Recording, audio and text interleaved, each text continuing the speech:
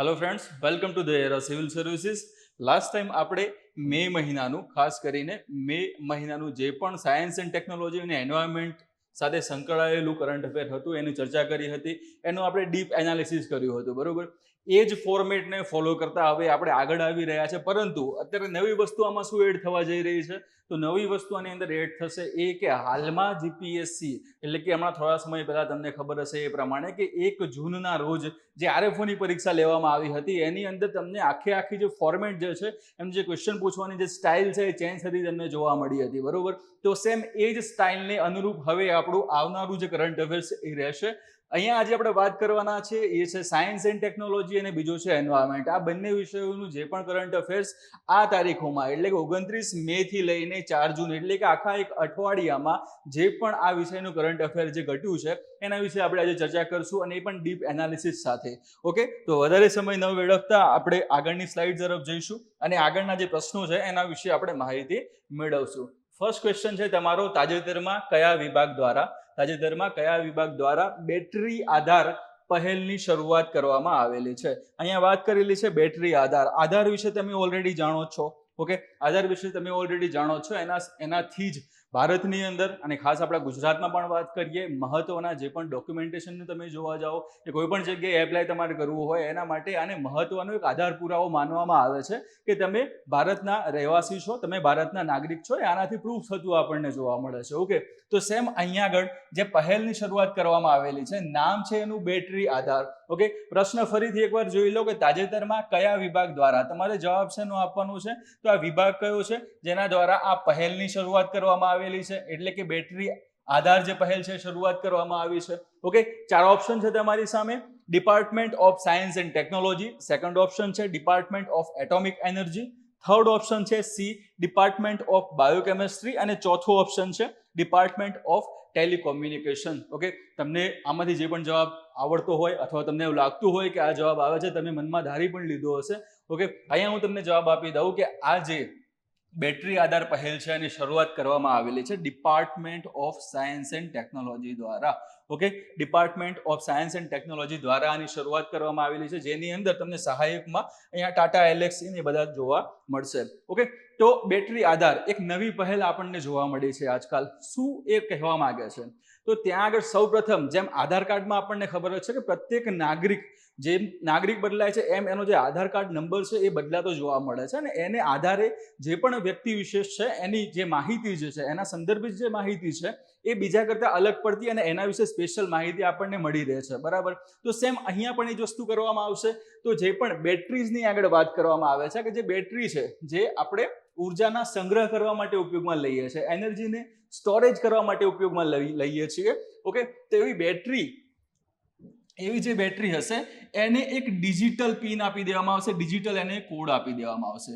Okay, digital code આપણે digital ID તરીકે એને ઓળખશું કે જે તે બેટરી હશે એને એક ડિજિટલ આઈડી આપી દેવામાં આવે તો આનાથી ફાયદો શું, નુકસાન શું, એ બંને વસ્તુ આપણે આમાં જોવાના છે.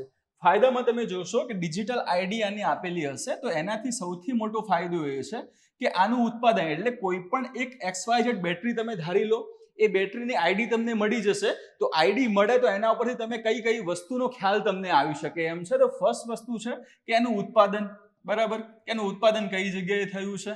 ઓકે, ઉત્પાદન કરવામાં આવ્યું છે તો એની અંદર કઈ રાસાયણિક રચના છે, રાસાયણિક સંરચના છે.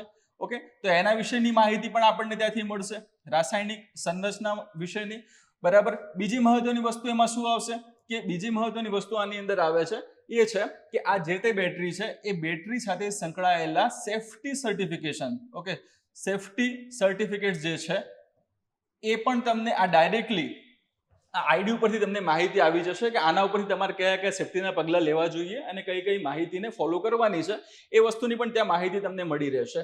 દેન એના પછી રિસાયકલની પણ વાત કરવામાં આવશે કે રિસાયકલ કરવા માટે કઈ પ્રોસેસને ત્યાં ફોલો કરશો. ટૂંકમાં આ આખી વસ્તુ તમે જોવા જાઓ તો આ જે પણ બેટરી છે એની લાઈફ તમે જોવાનું, તો એની જે બેટરીની જે લાઈફ હશે આખી લાઈફમાં જે પણ ત્યાં એના ઉપર પ્રોગ્રામ કરવામાં આવે છે, જે પણ જગ્યાએ એને યુઝ કરવામાં આવશે એ બધી માહિતીને ત્યાં ટ્રેક કરવામાં આવશે, એની ટ્રેસેબિલિટી ત્યાં આગળ નક્કી કરવામાં આવશે, બરાબર. તો આ બધી વસ્તુ શેના અંતર્ગત કરવામાં આવશે? તો બેટરી આધાર પહેલના અંતર્ગત આ બધી વસ્તુ કરવામાં આવશે. ઓકે, એના વિશે ડીપમાં આપણે જોઈ લઈએ કે કઈ કઈ વસ્તુ ખાસ એમાં મહત્વની છે, એના વિશે પણ આપણે અહીંયા આગળ જોઈ લેશું. બરોબર. તાજેતરમાં બેટરી સમિટ 2025માં એટલે કે ક્યારે અને કઈ જગ્યાએ અવસર કયો હતો, તો અહીંયા અવસર તમને જોવા મળે છે, એ છે બેટરી સમિટ. ઓકે, તાજેતરમાં બેટરી સમિટ 2025માં વિજ્ઞાન અને ટેકનોલોજી વિભાગ એટલે કે આપણો DST હેઠળ બેટરી આધાર પહેલ શરૂ કરવામાં આવી હતી. એટલે અહીંયાથી પણ તમારા એક બે વિધાન ડાયરેક્ટલી નીકળીને આવે છે. ઓકે, તો ક્યારે આને રજૂ કરવામાં આવી હતી, તો કે બેટરી સમિટ જે યોજાઈ 2025માં એ વખતે આને રજૂ કરવામાં આવી છે. ઓકે, બેટરી આધાર પહેલની વાત કરીએ તો આ હેઠળ દરેક બેટરી પેકને એક અનન્ય ડિજિટલ ઓળખ સોંપવામાં આવશે. જેમ મેં તમને થોડી વાર પહેલા વાત કરી હતી કે આધાર કાર્ડ તમને મળે છે, બરાબર. આધાર કાર્ડ ઉપરથી આપણે વ્યક્તિ વિશેષનો ડેટા મેળવી શકીએ છીએ. એ વ્યક્તિ કોણ છે, ક્યાંનો રહેવાસી છે, બરાબર, એનું જન્મસ્થાન શું છે, આ બધી સંબંધિત માહિતી આપણને એ આધાર કાર્ડ અથવા તો આધાર કાર્ડ નંબર ઉપરથી મળે છે. અને હવે તો બાયોમેટ્રિક ડેટા પણ એની સાથે લિંક કરવામાં આવેલું છે. તો ટોટલી બધી ઇન્ફોર્મેશન આપણને જેમ આધાર કાર્ડ એના નંબર ઉપરથી મળે છે, એ જ રીતે જે તે બેટરી પેક હશે એ બેટરી પેકનું એક તમને હમણાં મેં વાત કરી ડિજિટલ આઈડી, એક અનન્ય નંબર એને આપી દેવામાં આવશે. એના ઉપરથી એ બેટરી ઓળખાશે કે કઈ જગ્યાએ બની છે, કઈ રીતનું એનું કામ છે, બરાબર. તો અહીંયા ડિજિટલ ઓળખ એ સાથે સંબંધિત વસ્તુ હતી. ધેન એના પછીના લાભ શું શું છે એની વાત આવે તો એનું ઉત્પાદન મૂળ એટલે કે કઈ જગ્યાએ એનું ઉત્પાદન કરવામાં આવેલું છે, બરાબર. એનું જે પણ જગ્યા હશે, જે જગ્યાએ મેન્યુફેક્ચર કરવામાં આવી હશે, એની સાથે સંબંધિત તમામ જે માહિતી છે એ પણ તમે આ ખાલી કોડ નાખશો તો પણ વસ્તુ ત્યાં બતાવી દેશે કે આ જગ્યાએ આ બેટરીનું નિર્માણ કરવામાં આવેલું છે. ઓકે, બીજું છે બેટરી રસાયણશાસ્ત્ર એટલે કે રાસાયણિક સંરચના જે છે એના સાથે સંદર્ભિત જે પણ ડેટા છે એ બધો તમને અહીંયા બતાવશે. સલામતી પ્રમાણપત્રો એટલે કે સેફ્ટી સર્ટિફિકેટની મેં હમણાં વાત કરી એ મુજબ. ઓકે, અને જીવન ચક્ર પ્રદર્શનનું ટ્રેકિંગ એટલે કે આ વસ્તુની પણ હમણાં આપણે ચર્ચા કરી હતી કે આખી લાઈફમાં એટલે કે જ્યારથી એનું ઉત્પાદન થાય છે, બરાબર, જ્યારથી એનું ઉત્પાદન થાય છે ત્યાંથી લઈને એનું જે રિસાયકલ કરવાની પ્રોસેસ હશે, ત્યાં સુધીનો જે પણ આ જીવન પર્યંત જે પણ ડેટા હશે એ બધો જ ડેટા આ જે તે યુનિક ડિજિટલ આઈડી જે છે એને સાચવશે અને સાચવીને એને અહીંયા આગળ માહિતી આપશે. ફાયદો આનાથી સૌથી મોટો એ થશે કે જે તે બેટરી વિશે તમને સારી એવી અને સાચી એવી માહિતી તમને મળી રહેશે અને એ માહિતીને આધારે સારા એવા પ્રમાણમાં યોગ્ય સ્તરનું રિસાયકલિંગ આપણે કરી શકશું અને પુનઃ વપરાશમાં લઈ શકીશું, બરાબર. તો એ મેઇન આમાં હેતુ છે જે અહીંયા જળવાતો જોવા મળે છે. એટલે કે ટૂંકમાં ઉત્પાદનથી લઈને રિસાયકલ સુધીનો બધો ડેટા છે, એટલે કે ટ્રેસેબિલિટી ત્યાં આગળ એની જે ધ્યાનમાં લેવામાં આવે છે. ઓકે, નેક્સ્ટ એમાં જોઈએ તો મહત્વપૂર્ણ પરિમાણોમાં દાખલા તરીકે ચાર્જ ડિસ્ચાર્જ ચક્રનું નિરીક્ષણ કરવું. ચાર્જ ડિસ્ચાર્જ ચક્રની આપણે વાત કરીએ ને તો આના પહેલા એટલે મે મહિનામાં આપણે એક લેક્ચર લીધું હતું, એની અંદર સમાચારમાં સોડિયમ આયન બેટરી પણ હતી, બરાબર.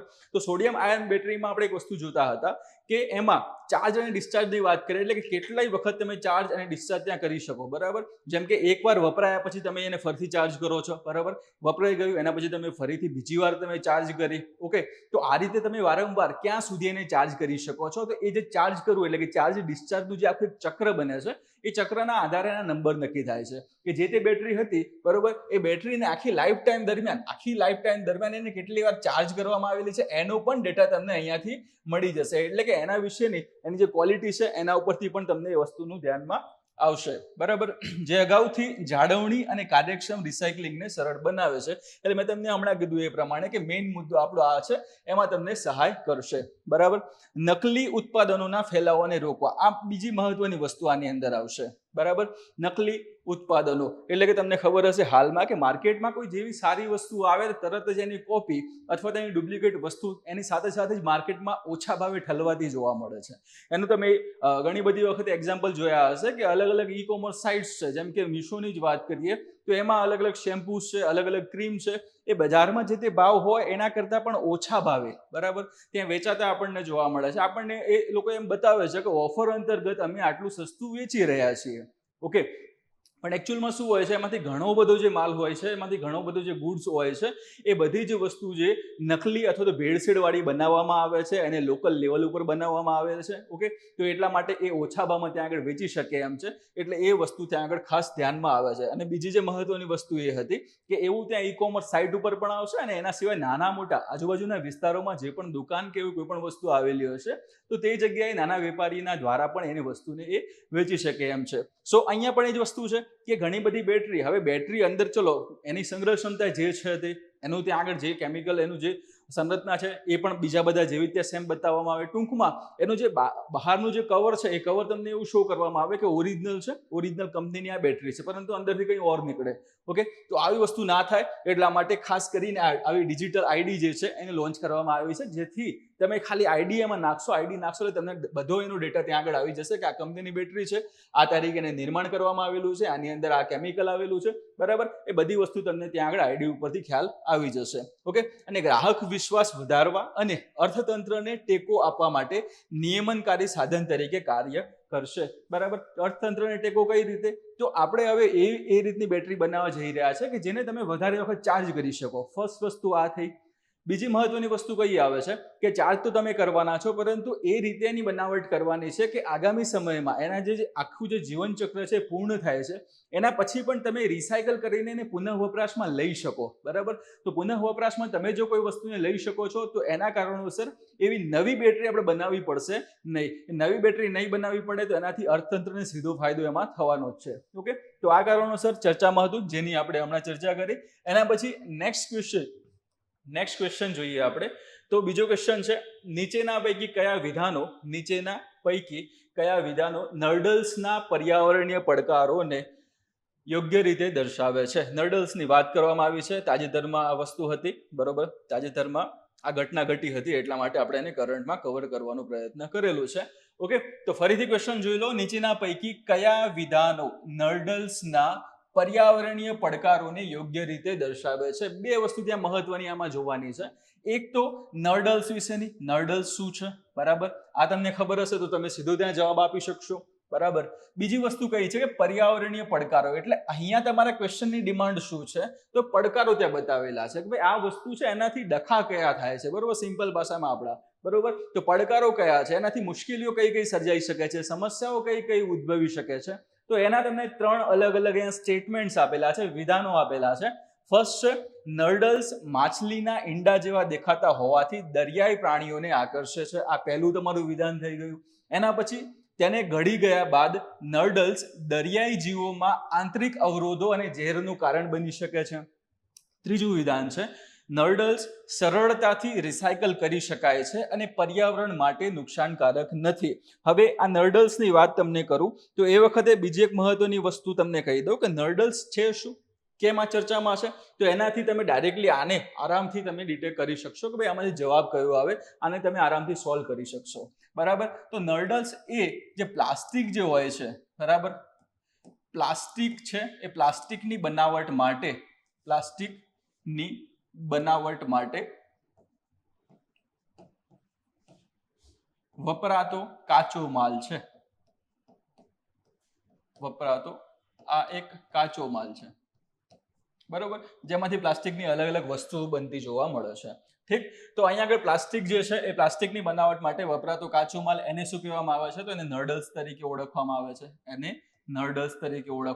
અને એમાં પણ ખાસ કરીને આ જે આપણે વાત છે, જે ચર્ચામાં જે રહેલું છે, ન્યૂઝ પ્રમાણે જોવા જઈએ તો એ નર્ડલ્સ જે છે એના નાના એટલે કે આવા નાના સ્વરૂપો તમને જોવા મળશે.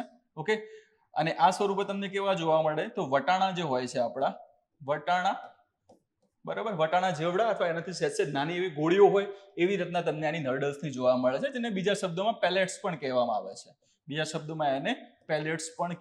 આવે છે. ઓકે, તો ફરીથી અહીં આગળ જોઈ લઈએ પછી તમને સીધો હવે એનો જવાબ આપું. પહેલું વિધાન હતું કે નર્ડલ્સ માછલીના ઈંડા જેવા દેખાતા હોવાથી દરિયાઈ પ્રાણીઓને આકર્ષે છે. તો હા, વસ્તુ સાચી છે, મેં તમને જણાવી એ પ્રમાણે. તો વિધાન 1 તમારું સાચું. બીજું છે, તેને ઘડી ગયા બાદ નર્ડલ્સ દરિયાઈ જીવોમાં આંતરિક અવરોધો અને ઝેરનું કારણ બની શકે છે. તો હા, એ બને છે. આ પણ જવાબ ત્યાં આગળ સાચો છે, બરાબર. ત્રીજું છે, નર્ડલ્સ સરળતાથી રિસાયકલ કરી શકાય છે અને પર્યાવરણ માટે નુકસાનકારક નથી. તો રિસાયકલ સરળતાથી કરી શકાતા નથી અને પર્યાવરણ માટે નુકસાનકારક નથી એમ નહીં, પર્યાવરણ માટે નુકસાનકારક છે. એટલે આ ત્રીજું તમારું જે સ્ટેટમેન્ટ છે, ત્રીજું તમારું જે વિધાન છે એ કેવું રહેશે? ખોટું. એટલે 1 અને 2 વિધાન અહીંયા સાચા છે, એટલે તમારો જવાબ આવશે એ, 1 અને 2 માત્ર. ઓકે, હવે આપણે ફરીથી ત્યાં આગળ પાછા પહોંચી જઈએ જ્યાંથી શરૂઆત કરી હતી. હું તમને કહેતો હતો કે આવી વસ્તુ ત્યાં આગળ થઈ હતી, બરાબર. હવે ન્યૂઝ તમે જોવા જાઓ તો ભારતમાં તમે જોશો આપણે આ રીતનો કઈ નકશો તમને જોવા મળે છે, બરાબર. એમાં આ ભાગ તમને જોવા મળશે કેરળ સાથે સંબંધિત, બરાબર. કેરળની અંદર આવેલી જે બે મહત્વના સ્થાન અથવા તો સિટી તમે એને કહી શકો છો, વિઝિંજમ છે, બરોબર, અને બીજું છે આપણું કોચી. ઓકે, તો આ બે શહેરો એટલે કે તમે એક લઈ લો કોચીને, એક કોચી લઈ લો અને બીજું છે વિઝિંજમ કરીને, આ બે વસ્તુ, બરાબર. તો આનો જે દરિયા કિનારો જે છે, એનો જે દરિયા કિનારો છે, એ દરિયા કિનારાથી તમે જોવા જાઓ તો 38 નોટિકલ માઇલ, 38 નોટિકલ માઇલ દૂર એક લાઇબેરિયન જહાજ, કયું હતું કે લાઇબેરિયા દેશનું છે, બરોબર. લાઇબેરિયન જહાજ છે, લાઇબેરિયન જહાજ કદાચ તમારા પરીક્ષામાં નામ આપી દે તો નામ છે એનું MSC ELSA-3, આ એનું નામ હતું, બરોબર. તો આ જે લાઇબેરિયન જહાજ જે છે એ અહીંયા વાત કરીએ એ પ્રમાણે કે તમારું કોચી, બરાબર, આ એક કોચી લઈ લો, એની નીચે વિઝિંજમ છે, બરાબર. ત્યાંથી 38 નોટિકલ માઇલ દૂર આ જે જહાજ હતું એ જહાજ દરિયામાં ડૂબી ગયું, બરોબર. તો અહીંયા ડખો આ વસ્તુથી થયો હતો ને ત્યાંથી આ ન્યૂઝ આપણા ઉત્પન્ન થતા જોવા મળ્યા હતા. તો જહાજ જે છે એ દરિયામાં ડૂબી જવાના કારણોસર એની અંદર અલગ અલગ 640 જેટલા કન્ટેનર હતા, બરાબર. 640 નાના મોટા થઈને 640 જેટલા કન્ટેનર્સ આની અંદર હતા. તો આ જહાજ જે ડૂબ્યું તો એમાંના ઘણા બધા કન્ટેનર્સ છે, એ કન્ટેનર્સની અંદર એટલે કે આપણે જે નર્ડલ્સ જે વાત કરી તમને એ નર્ડલ્સ પણ એમાં ભરેલા હતા, બરોબર. તો નર્ડલ્સ એમાં ભરેલા હોવાના કારણોસર જે આ જહાજ દરિયામાં ડૂબી જવાના કારણોસર એમાં જે અલગ અલગ કન્ટેનર્સ હતા, કન્ટેનર્સ ત્યાં નીચે પછડાય છે, પછડાવાના કારણે તૂટે છે, અને તૂટવાને લીધે અંદર જે પ્લાસ્ટિક બનાવવા માટે જે નાના જે પેલેટ્સ હતા એનો મોટો એવો ત્યાં આગળ એ માલ ભરેલો હતો, એ દરિયામાં ત્યાં આગળ વેરવિખેર થતો જોવા મળ્યો, અને એ દરિયામાં ત્યાં ફેલાવાના કારણોસર પછી આખા સપાટી સુધી, અહીંયા તમે ફોટોમાં જોઈ રહ્યા છો એ પ્રમાણે કે સપાટી સુધી એ પછી ખેંચાઈ આવ્યા હતા. ફોટોગ્રાફમાં તમે સ્પષ્ટ રીતે જોઈ શકતા હશો એ પ્રમાણે કે વ્હાઈટ નાના ત્યાં આગળ તમને અલગ અલગ એના કણ જેવી રીતના જોવા મળે છે, બરાબર. એ બીજું કંઈ નહીં પરંતુ એ નર્ડલ્સ જ છે. ઓકે, તો અહીંયાથી આ વસ્તુ ત્યાં આગળ સમાચારમાં આવી હતી. 38 નોટિકલ માઇલ દૂર ત્યાંની વાત કરી. 38 નોટિકલ માઇલ એટલે અહીંયાથી તમે જુઓ તો 1 નોટિકલ માઇલ બરાબર કેટલા કિલોમીટર થશે? તો 1 નોટિકલ માઇલ બરાબર 1.852 કિલોમીટર થાય, બરાબર. તો એને આધારે તમે જોવા જાઓ તો આ દરિયા કિનારાથી કેટલા કિલોમીટર દૂર થયું આવું? તો લગભગ 70 કિલોમીટર જેવું આવે, બરાબર. તો આટલા કિલોમીટર દૂર આ ઘટના બની હતી. હવે તમને વાત કરું એ પ્રમાણે કે પ્લાસ્ટિક બનાવવા માટે આ પેલેટ્સનો ઉપયોગ કરવામાં આવે છે, બરાબર. તો મૂળ વસ્તુ શું થઈ ગઈ? આ પ્લાસ્ટિક જ છે, બરાબર. તો એનાથી પર્યાવરણને ખતરો છે કે નહીં? આપણે બહુ સારી રીતે જાણીએ છીએ કે એનાથી પર્યાવરણને બહુ સારો એવો અને બહુ મોટો એવો ખતરો રહેલો છે. અને એ ખતરાની શરૂઆત ક્યાંથી થશે? તો ખતરાની શરૂઆત થશે જ્યારે પાણીમાં આ પેલેટ્સ ત્યાં આગળ પડ્યા બાદ એમણે શું કર્યું? તો પાણીની અંદર રહેલા જે અલગ અલગ ભારે તત્વો જે હતા, બરાબર, મર્ક્યુરી ને બધી વસ્તુ ત્યાં આગળ આવી જશે એમાં, તો ભારે તત્વોને એમણે ત્યાં શોષ્યા હતા, બરાબર. એટલે આ એક વસ્તુ પહેલા તો પાણીમાં એ મિક્સ થયા, પાણીમાં ત્યાં પડ્યા છે, બરાબર. પાણીમાં પડ્યા પછી બીજી મહત્વની પ્રોસેસ એમાં કઈ થઈ ગઈ? તો પાણીની અંદર રહેલા જે ભારે તત્વો હતા એ ભારે તત્વો આ જે નર્ડલ્સ છે, નર્ડલ્સની જે પેલેટ્સની આપણે વાત કરીએ, એ પેલેટ્સની અંદર શોષાઈ ગયા. ઓકે, એની અંદર આ શોષાયા હતા. ઓકે, તો આ બે વસ્તુ થઈ ગઈ. એક તો 70 કિલોમીટર દૂર આ વસ્તુ ત્યાં આગળ ઘટના ઘટી છે, અને ત્યાંથી લઈને હવે કિનારા સુધી આ નર્ડલ્સ હવે પહોંચવાના છે. એટલે કે તમે સીધી રીતે તમે એની માહિતી તમને મળે છે એ પ્રમાણે કે આખો જે દરિયા કિનારો છે, આટલા વિસ્તાર આખો કવર કર્યો છે, એની અંદર જે પણ દરિયાઈ નિવસન તંત્રની અંદર રહેલા જીવો હોય એ જીવને સીધી રીતે નુકસાન ત્યાં પહોંચાડવાનું છે. બીજું મહત્વનું આનું કારણ એ છે કે આ જે નર્ડલ્સ છે એ કેવા જોવા મળે છે? તો એ નર્ડલ્સ છે તે માછલીના ઈંડા જેવા જોવા મળે છે. કેવા? માછલીના ઈંડા જેવા જોવા મળે છે. તો એ કારણોસર દરિયામાં પણ અલગ અલગ ઘણા બધા જીવો રહેલા છે જે માછલીના ઈંડાનો ખોરાક તરીકે ઉપયોગ કરે છે. તો એ જીવો આ જે માછલીના ઈંડા સમજીને આને ખાવાનો પ્રયત્ન કરશે, એને ખાઈ લેશે. ખાઈ લેવાથી શું થશે? તો પ્લાસ્ટિક સિમ્પલ વસ્તુ કે આપણે કોઈ વસ્તુ પ્લાસ્ટિકની ઘડી જઈએ તો અંદર જઈને શું થાય? ક્યાંક જઈને એ ભરાઈ જશે, બરાબર. ભરાઈ જવાના કારણોસર એ અવરોધ સર્જે છે. એના કારણોસર ઘણી બધી અલગ સમસ્યાઓ ઊભી થતી હોય છે. તો સેમ અહીંયા એ જ છે. ઓકે, તો ઈંડા જેવા દેખાય છે એટલા માટે દરિયાઈ પ્રાણીઓ એનાથી આકર્ષે છે. આકર્ષવા બાદ એને ખોરાક તરીકે ઉપયોગ કરે છે. ઓકે, ખોરાક તરીકે ઉપયોગ કર્યા બાદ એટલે કે એને ગળી ગયા બાદ નર્ડલ્સ જે છે દરિયાઈ જીવોમાં આંતરિક અવરોધો અને ઝેરનું કારણ બને છે. આંતરિક અવરોધ મેં તમને હમણાં કીધું એ પ્રમાણે કે આપણે જેમ પ્લાસ્ટિક ગળી જઈએ, ઓકે, એને કોઈ પણ વસ્તુ આપણે ગળી જઈએ તો કેવું અંદર જઈને ત્યાં અટકી જશે અને અવરોધ ઊભું કરશે. સેમ એવું થશે જે દરિયાઈ જીવ આ નર્ડલ્સને ગળી ગયું હશે એ આગળ જતા એના શરીરમાં અવરોધ ઊભો થશે. અવરોધ ઊભો થવાના કારણોસર આગળ જતા એનું મૃત્યુ થશે. બીજી મહત્વની વસ્તુ મેં તમને હમણાં અહીંયા કીધી હતી એ પ્રમાણે કે દરિયાની અંદર પણ અલગ અલગ ત્યાં આગળ ભારે તત્વો અને ઘણા બધા ત્યાં ઝેરી તત્વો હોય છે. તો એને આ નર્ડલ્સે શોષી લીધા હતા. તો હવે ઘણા બધા મોટા મોટા જીવ પણ હોય છે. તો એ જ્યારે નર્ડલ્સને આ ખોરાક તરીકે અંદર ઉપયોગ કરી લેશે ત્યારે એમાં શું થશે, તો એની જે ઝેરી અસરો હશે એ જે તે જીવ ઉપર પણ લાગુ પડશે અને જીવ ઉપર લાગુ થવાના કારણોસર એ એમના મૃત્યુનું કારણ પણ બની શકે છે. એટલે કે ઝેર પણ ત્યાં આગળ આવી જશે અને આંતરિક અવરોધ, આ બંને વસ્તુ એમાં આવશે. ઓકે, તો એટલા માટે આ વસ્તુ ખાસ ત્યાં આગળ મહત્વની અને સમાચારમાં જોવા મળી હતી. આના સાથે સંબંધિત ત્રીજી વસ્તુ કઈ આવે છે, તો ત્રીજી વસ્તુ એ છે કે આ માછલીઓ જે છે, નાની નાની માછલીની વાત કરવામાં આવે એમાં સૌથી નીચેથી શરૂઆત કરીએ આપણે તો ત્યાં તમને પ્લેન્કટોન્સ જોવા મળે છે. બરાબર, પ્લેન્કટોન્સથી ઉપર તમને નાની માછલીઓ આવશે, એનાથી ઉપર તમને મોટી માછલીઓ જોવા મળશે. તો નાની માછલીઓએ આને ઈંડા સમજીને જ્યારે ખોરાક તરીકે ઉપયોગ કરી લીધો હશે ત્યારે એ નાની માછલીઓનો જ્યારે મોટી માછલીઓ ખોરાક તરીકે ઉપયોગ કરે છે, મોટી માછલીઓને એનાથી પણ મોટી માછલીઓ જે છે એનો ખોરાક તરીકે ઉપયોગ કરે છે અને આવી માછલીઓ જે છે એનું ફિશિંગ કરવામાં આવે. માછીમારો એનું ત્યાં ફિશિંગ કરે છે, માછીમારી કરીને પકડીને એને તટ ઉપર લાવે છે અને લોકો જ્યારે એનો ખોરાક તરીકે ઉપયોગ કરે છે ત્યારે આ આખી આહાર શૃંખલામાં આ ઝેર જે છે એ વ્યાપ્ત થતું જોવા મળે છે. જેના કારણોસર બાયોમેગ્નિફિકેશનની પણ અહીંયા અસર તમને જોવા મળશે. બાયોમેગ્નિફિકેશન તમને એન્વાયરમેન્ટનો શબ્દ છે, એન્વાયરમેન્ટ તમે વાંચ્યું હશે, તમને આના વિશે માહિતી હશે જ. જો નથી તો તમને જણાવી દઉં. બાયોમેગ્નિફિકેશનમાં એકચ્યુઅલમાં કેવી રીતનું હોય છે કે અહીંયા એટલે કે બેઝમાં તમે જોવા જાઓ, પાયામાં કોઈ પણ જીવ રહેલા છે, બરાબર, એ જીવમાં તમને હમણાં વાત કરી એ પ્રમાણે કે આ પેલેટ છે ત્યાં ખોરાક તરીકે એમણે ઉપયોગ કરી લીધો છે. તો એના કારણોસર એ જીવની અંદર આ જે ઝેરની જે અસર હતી, જે વિષની જે અસર હતી એ તમને જોવા મળશે. હવે આ જીવ છે એને બીજા અન્ય જીવ દ્વારા ખોરાક તરીકે ઉપયોગ કરવામાં આવશે. એટલે કે મોટી માછલીઓ જે છે એને ખોરાક તરીકે ઉપયોગ કરવામાં આવે છે. તો આ જે પછી જ્યારે આનો ખોરાક તરીકે મોટી માછલી ઉપયોગ કરે છે ત્યારે આની અસર, એક ઝેરની અસર આ મોટી માછલીઓમાં પણ જોવા મળે છે. ને પછી આગળ જતા જ્યારે આ માનવ સુધી આવે છે, માનવ જ્યારે આવી માછલીઓનો ખોરાક તરીકે ઉપયોગ કરે છે ત્યારે માનવની અંદર એની ઝેરી અસરોથી કેન્સર, ઓકે, કેન્સર છે. બીજી વસ્તુ છે કે પ્રજનન સંબંધિત સમસ્યાઓ, ઓકે, આવી બધી અલગ અલગ સમસ્યાઓ આનાથી થતી જોવા મળે છે. એટલે એને આપણે ટૂંકમાં બાયોમેગ્નિફિકેશન તરીકે ઓળખશું. એક જે આખી જે આહાર શૃંખલા છે, આહાર શૃંખલામાં નીચેથી લઈને ઉપર જતા ઝેરની અસર એટલે કે વિષની અસર ત્યાં વધતી જોવા મળશે. એ પ્રક્રિયાને આપણે બાયોમેગ્નિફિકેશન તરીકે ઓળખીએ છીએ. અને ત્રીજી જે મહત્વની વસ્તુ કે નર્ડલ સરળતાથી રિસાયકલ કરી શકાય છે અને પર્યાવરણ માટે નુકસાનકારક નથી. તો પર્યાવરણ માટે કેટલા નુકસાનકારક છે એ મેં તમને અત્યાર સુધી જે પણ માહિતી આપી એના આધારે તમને આઈડિયા આવી ગયો હશે કે પર્યાવરણ માટે નુકસાનકારક નથી. એ આ સ્ટેટમેન્ટ સાવ ત્યાં ખોટું પડે છે, બહુ જ નુકસાનકારક છે. ઓકે, રિસાયકલની વાત કરીએ તો તમે જોઈ શકો છો એ પ્રમાણે કે આ સપાટી ઉપર નાના નાના કણ જેવી રચના ત્યાં ખેંચાઈ આવે છે.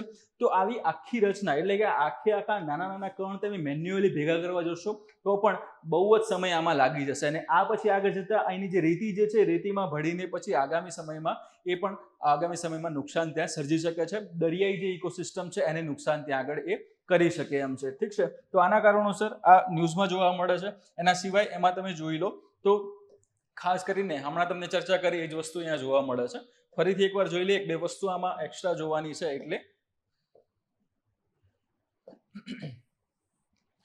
સો કેરળના દરિયાકાંઠે હમણાં વાત કરીએ એ પ્રમાણે કે પ્લાસ્ટિક નર્ડલ સ્પિલ લાઇબેરિયા હેઠળ નોંધાયેલ જે જહાજ છે MSC ELC3, ઓકે, એના ડૂબવાને કારણે થયું હતું. આ ઘટના ભારતમાં જહાજ ભંગાણોને કારણે નર્ડલ લેન્ડિંગનો પ્રથમ મોટો એવો કિસ્સો છે. ઓકે, આ તમે જોઈ શકો છો એ પ્રમાણે કે જો જે દરિયા કિનારાનો વિસ્તાર છે અહીંયા તમને નાની નાની ઘોડીઓ જેવી રચના જોવા મળતી હશે. ઓકે, એકચ્યુઅલમાં આ બીજી રીતે તમે જોવા જાઓ તો ઘણી બધી માછલીઓ છે, માછલીઓના ઈંડા જેવી રચના પણ આ છે. એટલા માટે તમને આગળ સ્ટેટમેન્ટમાં એ સ્ટેટમેન્ટ તમે જોયું હતું કે ઘણી માછલીઓ આને ઈંડા સમજીને પણ ખોરાક તરીકે ઉપયોગ કરી લેશે, જેના કારણોસર એમને નુકસાન પહોંચે છે. ઉપર તમે જોઈ રહ્યા છો એ પ્રમાણે આ જહાજ ત્યાં ડૂબી રહ્યું છે. હવે આપણને ખ્યાલ એવું આવે કે જહાજ ડૂબી રહ્યું છે, એના ફોટા આપણે પાડી રહ્યા છે, કેમેરામેન આ કામ કરી રહ્યો છે. કેમેરામેન બચાવવા ત્યાં ન જાય. તો કેમેરામેન તરીકે બીજું કોઈ નહીં, આપણી જે આઈસીજી હતું, ઇન્ડિયન કોસ્ટગાર્ડ જ હતું, ત્યાં પહોંચી ગયું હતું. અને પહોંચી ગયા બાદ એટલે કે ત્યાં પહોંચ્યા બાદ ઘણા બધા કન્ટેનર્સ તમે અહીંયા જુઓ છો એ પ્રમાણે કે ઘણા બધા કન્ટેનર્સ હતા એ ઓલરેડી દરિયામાં ત્યાં ડૂબી ગયા હતા. બરાબર, જહાજ છે એ પણ ઓલરેડી ડૂબી રહ્યું હતું, પરંતુ એની અંદર જે ક્રૂ મેમ્બર હતા એ લોકોને સારી રીતે હેમખેમ બચાવી લેવામાં આવે છે. તો એ કેમેરામેને એ કામ ત્યાં આગળ સારી રીતે કરેલું છે. બીજી મહત્વની વસ્તુ આપણા કેમેરામેને કઈ કરી છે ખબર છે? કે બીજી મહત્વની વસ્તુ એ હતી કે આ જે જહાજ જે છે એની અંદર તમે જોશો તો 367 ટન ફર્નેસ ઓઇલ,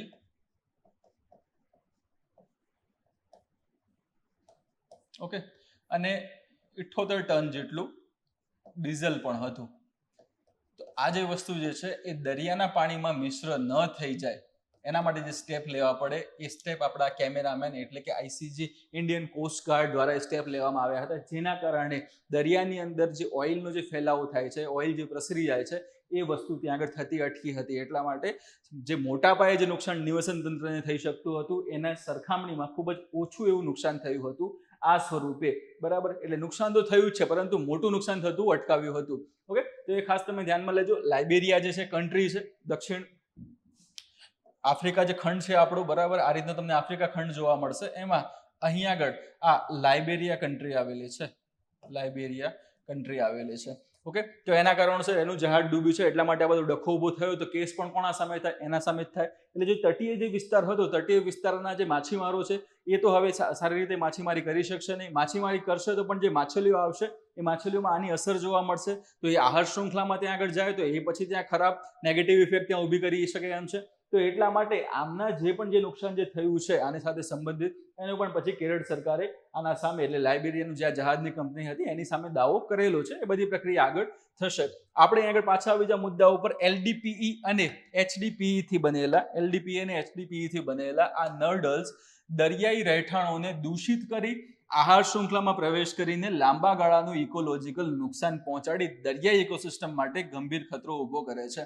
કઈ રીતે કરે છે એની મેં તમને હાલ ચર્ચા કરી દીધી. બરાબર, તેઓ માછલીના ઈંડા જેવા લાગે છે જે દરિયાઈ પ્રાણીઓને આકર્ષે છે, જેને ગળી ગયા બાદ કાચબા, ડોલ્ફિન અને દરિયાઈ પક્ષીઓ જેવા દરિયાઈ જીવોમાં આંતરિક અવરોધો, ઝેર અને મૃત્યુનું કારણ પણ બની શકે છે. આ બધી વસ્તુ હમણાં મેં તમને કીધી હતી એ જ અહીંયા રિપીટ આમાં થાય છે. ઓકે, આ ઘટનાને રિસાયકલિંગને વેગ આપવા અને પ્લાસ્ટિકનો ઉપયોગ ઘટાડવાના પ્રયાસો સાથે દરિયાકાંઠાના ક્ષેત્રના સંચાલનમાં સુધારો. આ તમે જ્યારે મેઇન્સ લખતા હોવ ને તો એની વખતે જે છેલ્લે જે તમારું સ્ટેટમેન્ટ ત્યાં નાખવું હોય, જે વાક્ય નાખવું હોય એમાં આ તમારું કામમાં આવશે. બરાબર, તો પ્લાસ્ટિકનો ઉપયોગ ઘટાડવાના પ્રયાસો સાથે દરિયાકાંઠાના ક્ષેત્રના સંચાલનમાં સુધારો, કડક દરિયાઈ પ્રદૂષણ નિયમો અને ભારતીય પાણીમાં પ્લાસ્ટિક જે કાર્ગો સ્પીલ માટે વધુ સારી તૈયારીની તાત્કાલિક જરૂરિયાત પર ભાર મૂક્યો છે.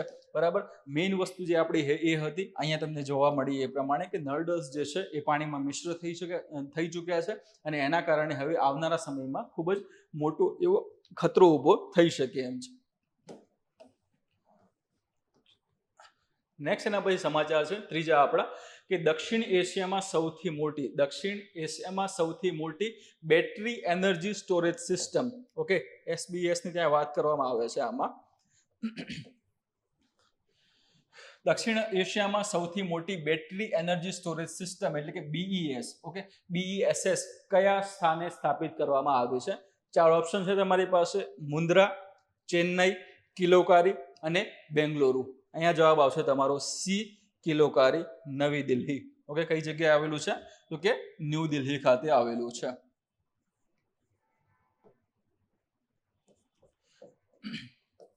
ઓકે, તો આ કિલોકારી જે છે નવી દિલ્હીની અંદર આવેલું છે. એ જગ્યાએ સૌપ્રથમ દક્ષિણ એશિયામાં સૌથી મોટી battery energy storage system BESS કેટલી? તો કે 40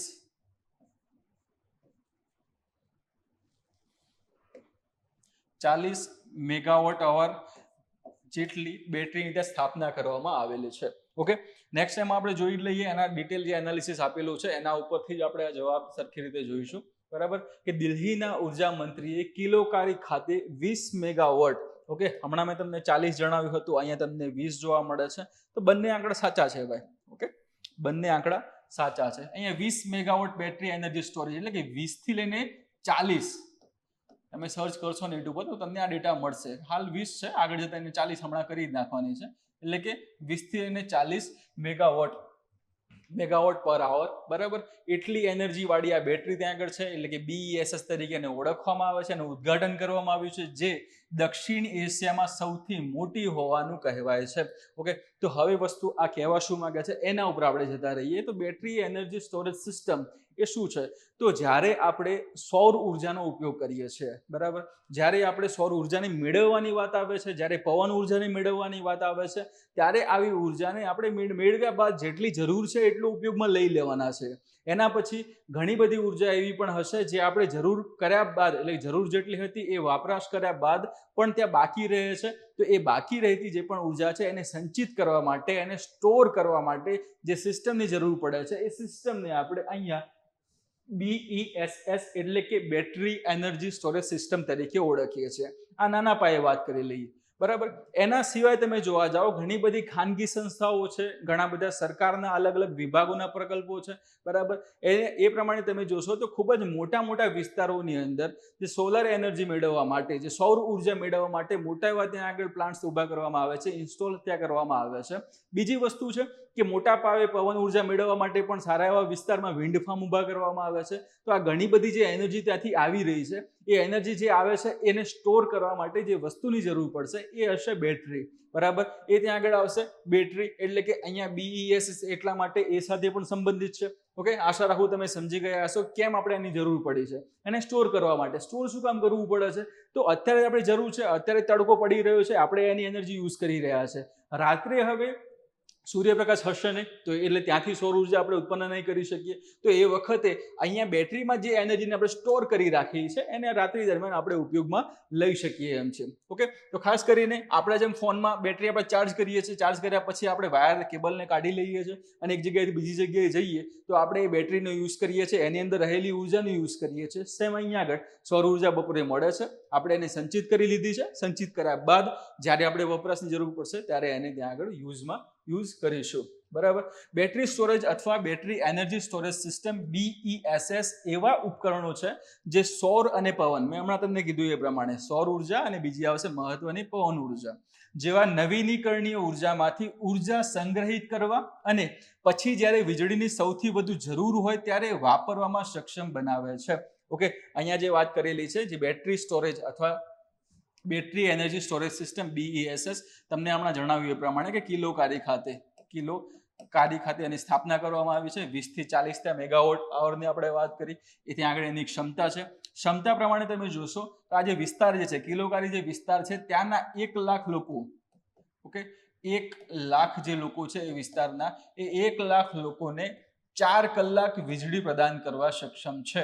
એટલે કે જે પણ તમે એનર્જી ઉત્પન્ન કરી છે એને બેટરીમાં તમે સ્ટોર કરી છે. સ્ટોર કર્યા બાદ એ આસપાસના વિસ્તારમાં જે 1 લાખ લોકો જેટલા લોકો રહે છે એ લોકોને તમે વીજળી આપી શકશો, બરાબર. મર્યાદા શું છે આની અંદર કે હાલમાં આજે ભલે આપણે મોટી બેટરી તે દક્ષિણ એશિયા આ તે બધી વસ્તુ આપણે કહેતા હોઈએ આની અંદર, પરંતુ હજુ નાના એકમથી આપણે શરૂઆત કરેલી છે. આવનારા સમયમાં હજુ આનાથી પણ વધારે ક્ષમતા ધરાવતી બેટરીને આપણે ત્યાં આગળ ઇન્સ્ટોલ કરીશું. પરંતુ હાલમાં જે બેટરી ઇન્સ્ટોલ કરી છે એ પ્રમાણે તમે જોશો તો એ જે તે વિસ્તાર જે છે, એટલે કિલોકારી વિસ્તારના જે 1 લાખ લોકો છે એ લોકોને 4 કલાક જે આપણે વીજળી આપવાના છે એમાં 2 કલાક રાત્રે અને 2 કલાક દિવસે આ ખાસ હાલમાં નક્કી કરવામાં આવેલું છે. ઓકે, તો 4 કલાકનું અહીંથી સીધું સમાધાન નીકળતું જોવા મળશે. 20 થી 40 મેગાવોટ આવરની જે બેટરી જે છે એ અહીંયા આગળ પ્લાન્ટ કરવામાં આવી છે, એને ત્યાં આગળ ઇન્સ્ટોલ કરવામાં આવેલી છે. નેક્સ્ટ એના પછી જોઈએ તો આની જરૂરિયાત કેમ ઊભી થઈ? તો રાષ્ટ્રીય વીજળી યોજના જે છે 2023માં એને લોન્ચ કરવામાં આવી હતી. એને અંદાજ હતો કે 2031-32 સુધીમાં 236 ગીગાવોટ અવર BESS ની જરૂર પડશે. ઓકે, આ કેમ જરૂર પડશે? તો હમણાં તમને કીધું એ પ્રમાણે સરકાર દ્વારા ઘણી બધી યોજનાઓની શરૂઆત કરવામાં આવેલી છે. એમાં તમે જોયું હશે એ પ્રમાણે કે PM સૂર્યઘર જે રૂફટોપ યોજના જે છે એ લોન્ચ કરવામાં આવી છે. એના સિવાય ઘણી મોટી ખાનગી સંસ્થાઓ છે, ઘણી બધી સરકારી સંસ્થાઓ છે, એના દ્વારા મોટા મોટા સૌર ઉર્જા પ્લાન્ટ છે, મોટા મોટા વિન્ડ ફાર્મ ત્યાં આગળ ઊભા કરવામાં આવે છે. તો આટલા મોટા પ્રમાણમાં એને ઊભા કરવામાં આવે છે તો જેટલી જરૂર છે એટલું જરૂર ત્યાં આગળ લોકોમાં એનો ઉપયોગ કરી લેવામાં આવશે. પરંતુ જે મોટા પાયે પછી એનર્જીને સ્ટોર કરવી પડશે તો સ્ટોર કરવા માટે તમારી પાસે બેટરી હોવી જરૂરી છે. અને આવી સ્ટોર કરવાની વાત કરવામાં આવે છે ત્યારે આવનારા સમયમાં પણ ક્યાં સુધી તો 2031-32 સુધીમાં તો આપણે ખૂબ જ મોટા પ્રમાણમાં એનર્જી જે છે એટલે સૌર ઉર્જા છે, પવન ઉર્જાને ઉત્પન્ન કરવાના છીએ. તો એ ઉત્પન્ન કરશું તો એને સાચવવા માટે પણ એટલા સ્ટોરેજની જરૂર પડશે આપણે. તો સ્ટોરેજમાં તમે જોયું એ પ્રમાણે કે 236 ગીગાવોટ અવર જેટલી BESS એટલે કે બેટરી એનર્જી સ્ટોરેજ સિસ્ટમની જરૂર પડશે. આ વસ્તુ ત્યાં એ કહેવા માંગે છે. BESS માં વપરાતી બેટરીના જે પ્રકારો તમે જોશો તો પહેલો છે લિથિયમ આયન બેટરી. આ જે સિસ્ટમ ઊભી કરી છે કિલોકારી ખાતે, એ કિલોકારી ખાતે જે સિસ્ટમ ઊભી કરવામાં જે બેટરીનો ઉપયોગ કરવામાં આવ્યો છે એ બેટરી છે લિથિયમ આયન બેટરી. બરોબર, તો અહીંયા આ વસ્તુ ખાસ તમે માર્ક કરી લેજો. આ જ્યારે આવી જે વસ્તુ ઊભી કરવામાં આવે છે, ઇન્સ્ટોલ કરવામાં આવે છે ત્યારે એમાં ખર્ચ પણ બહુ મોટા એવા પ્રમાણમાં થતો હોય છે. તો આ જે ખર્ચ થયો એમાં 70% જે ખર્ચ છે એ GEAPP એક સંસ્થા છે જેનું પૂરું નામ છે global energy alliance for people and planet કરીને એક સંસ્થા છે. એના દ્વારા 70% જેટલો ખર્ચમાં એમને સસ્તી એવી લોન પ્રદાન કરવામાં આવેલી છે. ઓકે, તો આ લોન કોના દ્વારા આપવામાં આવી હતી તો GEAPP દ્વારા આપવામાં આવી હતી. ફરીથી એનું નામ તમને જણાવું છું, global energy alliance for people and planet. Okay, તો એના દ્વારા 70% લોન આની આપવામાં આવી છે અને સસ્તી એવી ત્યાં કરીને આપેલી છે, એટલે વાંધો નહીં આવે. હવે અહીંયા જે બેટરીનો ઉપયોગ કર્યો છે એ કઈ છે તો લિથિયમ આયન છે. હવે મેં તમને પહેલા એટલે કે મે મહિનામાં જે કરંટ અફેર લીધું હતું એની અંદર જે સોડિયમ આયન બેટરી ત્યાં શોધાઈ હતી એના વિશે ચર્ચા કરી હતી. ત્યારે એમાં એ સ્પષ્ટ વસ્તુને આપણે ત્યાં આગળ ધ્યાનમાં લીધી હતી, તેને આપણે ટાંકી હતી કે લિથિયમ આયન બેટરી છે એ લિથિયમના ભંડાર ઉપર આધાર રાખતી હોય છે. લિથિયમનો ભંડાર જે દેશ પાસે જેટલો વધારે હશે એટલું ત્યાં આગળ એનું ત્યાં નિર્માણ કરી શકશે, એને ઉપયોગમાં લઈ શકશે. હવે એના સિવાય બીજા કયા ઓપ્શન જોવામાં આવ્યો તો આપણે સોડિયમ આયન બેટરી શોધી હતી. સોડિયમ આયન બેટરી જે છે એ લિથિયમ આયન બેટરીની જેટલી સ્ટોરેજ ક્ષમતા છે, સંગ્રહ ક્ષમતા છે, એના કરતાં વધારે પ્રમાણમાં એનર્જીનો સંગ્રહ કરી શકે એમ છે. આ પહેલી ત્યાં ફાયદાકારક વસ્તુ થઈ. બીજી વસ્તુ શું છે કે આપણા જોડે એટલા મોટા એવા લિથિયમના ભંડારો રહેલા નથી, એટલા માટે આપણે વિદેશોમાંથી એને ખરીદવા પડે છે ને પછી એના આધારે બેટરીને ત્યાં બનાવવી પડે છે. એટલે એ આખી પ્રક્રિયા કેવી થઈ જાય છે તો ખૂબ જ ખર્ચાળ બની જાય છે. તો ખર્ચાળ બનવાના કારણોસર પણ બીજો ઓપ્શન કયો છે આપણી પાસે તો કે સોડિયમ આયન બેટરી. પરંતુ એ સોડિયમ આયન બેટરીની વાત કરીએ તો હાલમાં પ્રાથમિક તબક્કામાં છે, એટલે એનો ટૂંકમાં વિકાસ થઈ રહ્યો છે. આવનારા સમયમાં એને વધારે સારા પ્રમાણમાં ઉપયોગમાં લેવામાં આવી શકે છે. બરાબર, તો બીજી કઈ કઈ બેટરી આપણા જોડે હવે ઓપ્શનમાં અવેલેબલ છે? હાલમાં તો આપણે લિથિયમ આયનથી શરૂઆત કરી દીધી છે, પરંતુ અન્ય કયા ઓપ્શન છે તો બીજો છે લેડ એસિડ બેટરી. જૂની એવી બેટરી આપણે એને કહી શકીએ છીએ, બહુ સમયથી આ ઉપયોગમાં લેવામાં આવી રહી છે. એના સિવાય સોડિયમ આયન બેટરી, હમણાં જ તમને ચર્ચા કરીએ એ પ્રમાણે સોડિયમ આયન બેટરી જે લિથિયમ આયન બેટરી કરતાં સસ્તી છે, એટલે પ્રમાણમાં પણ સસ્તી છે, એનો ખર્ચ પણ વધારે ત્યાં થતો નથી અને સ્ટોરેજ ક્ષમતા લિથિયમ આયન કરતાં પણ વધારે છે. પરંતુ તમને જણાવ્યું એ પ્રમાણે કે હાલમાં પ્રાથમિક તબક્કામાં એના ઉપર સંશોધનો ચાલી રહ્યા છે, આવનારા સમયમાં આનો ઉપયોગ થશે. પછી ઝિંક એર બેટરી છે, નિકલ કેડમિયમ NiCd બેટરી અને ફ્લો બેટરી. અલગ અલગ આ બધી બેટરીઓનો સમાવેશ એની અંદર થતો હોય છે. ખાસ તમારે ધ્યાનમાં એ રાખવાનું છે કે આની અંદર આજે સૌપ્રથમ કિલોકારી ખાતે જે પ્લાન્ટ કરવામાં આવ્યું છે, જ્યાં ઇન્સ્ટોલ કરવામાં આવ્યું છે બેટરીને, એ બેટરી કયા પ્રકારની છે તો કે લિથિયમ આયન બેટરી છે. ઓકે, તો ત્યાં આપણો આ જે ન્યૂઝ છે એ પૂરો થાય છે. એના પછી નેક્સ્ટ ન્યૂઝ ઉપર આપણે જઈશું. તો નેક્સ્ટ ન્યૂઝ છે દીવમાં સૌર ઉર્જા વિશે.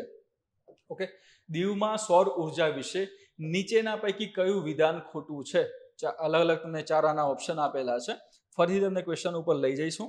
ઓકે, ફરીથી ક્વેશ્ચન ઉપર આપણે જોઈએ તો દીવમાં પહેલી વસ્તુ વાત કરી કઈ જગ્યાએ તો કે દીવમાં ખાસ ધ્યાન સેના પર ફોકસ કરવામાં આવ્યું છે તો કે સૌર ઉર્જા. એટલે કે દીવમાં સૌર ઉર્જા વિશે નીચેના પૈકી કયું વિધાન ખોટું છે? અહીંયા સ્પષ્ટ વસ્તુ ત્યાં આગળ આપેલી છે કે 4 વિધાન નીચે આપેલા છે, એ 4માંથી કોઈ એક વિધાન કેવું છે તો કે એ ખોટું છે. એ તમારે ચેક કરવાનું છે અને તમારે એનો જવાબ આપવાનો છે.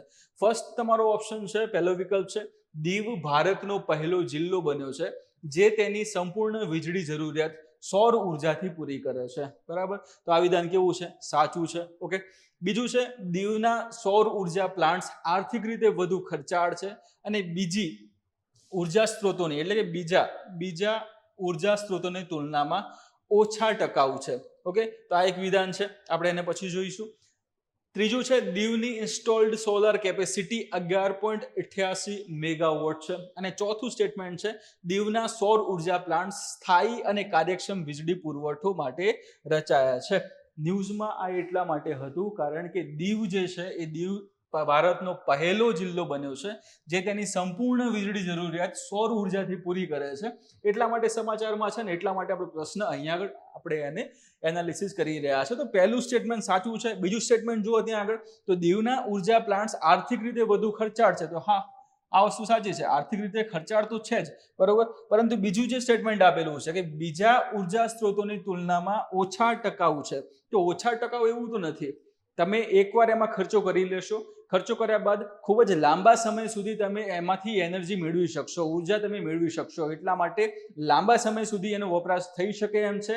જેથી આ જે સ્ટેટમેન્ટમાં અહીંયા જણાવ્યું છે કે ઓછા ટકાઉ છે, ઓછા ટકાઉ વાળી વસ્તુ કેવી પડે છે, અહીંયા ખોટી પડે છે. અને ખોટી પડ્યું એટલા માટે આ સ્ટેટમેન્ટ પણ કેવું થઈ ગયું, ખોટું થઈ ગયું. તમારી પાસે ડિમાન્ડ કઈ હતી પ્રશ્નની, તો કે સૌર ઉર્જા વિશે નીચેના પૈકી કયું વિધાન ખોટું છે. તો આ વિધાન ખોટું તમને મળી ગયું. બાકીના બે હશે તો એ કેવા હશે, સાચા હશે. એના ઉપર આપણે જઈએ તો સી છે, એટલે કે દીવની ઇન્સ્ટોલ્ડ જે સોલર કેપેસિટી છે એ 11.88 મેગાવોટ છે. તો હા, આ વિધાન પણ કેવું છે, સાચું છે. અહીંયા જે વાત કરી 11.88 મેગાવોટ જે છે એને ત્યાં પ્રાપ્ત કર્યું છે ને, એમાંથી એ પોતે જે દીવની વાત કરીએ આપણે, તો દીવ જે જિલ્લો છે એ પોતે સૌર ઉર્જાથી સંચાલિત, એટલે કે સંપૂર્ણ એની જે વીજળીની જરૂરિયાત છે એ સૌર ઉર્જામાંથી એને પૂરી કરી છે. એમાં આજે 11.88% આપણે વાત કરીએ, 11.88 મેગાવોટની વાત કરીએ, તો એમાંથી 9 મેગાવોટ જેટલી જે એનર્જી જે છે એ ત્યાં આગળ જે ગ્રાઉન્ડ માઉન્ટેડ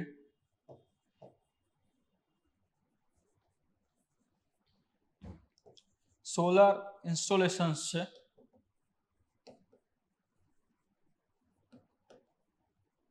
એમાંથી મળે છે. ઓકે, એટલે પહેલી એક વસ્તુ આ ક્લિયર થઈ ગઈ. 9 મેગાવોટ, અહીંયા 11.88 હતો, એમાંથી 9 મેગાવોટ એમાંથી આવે છે.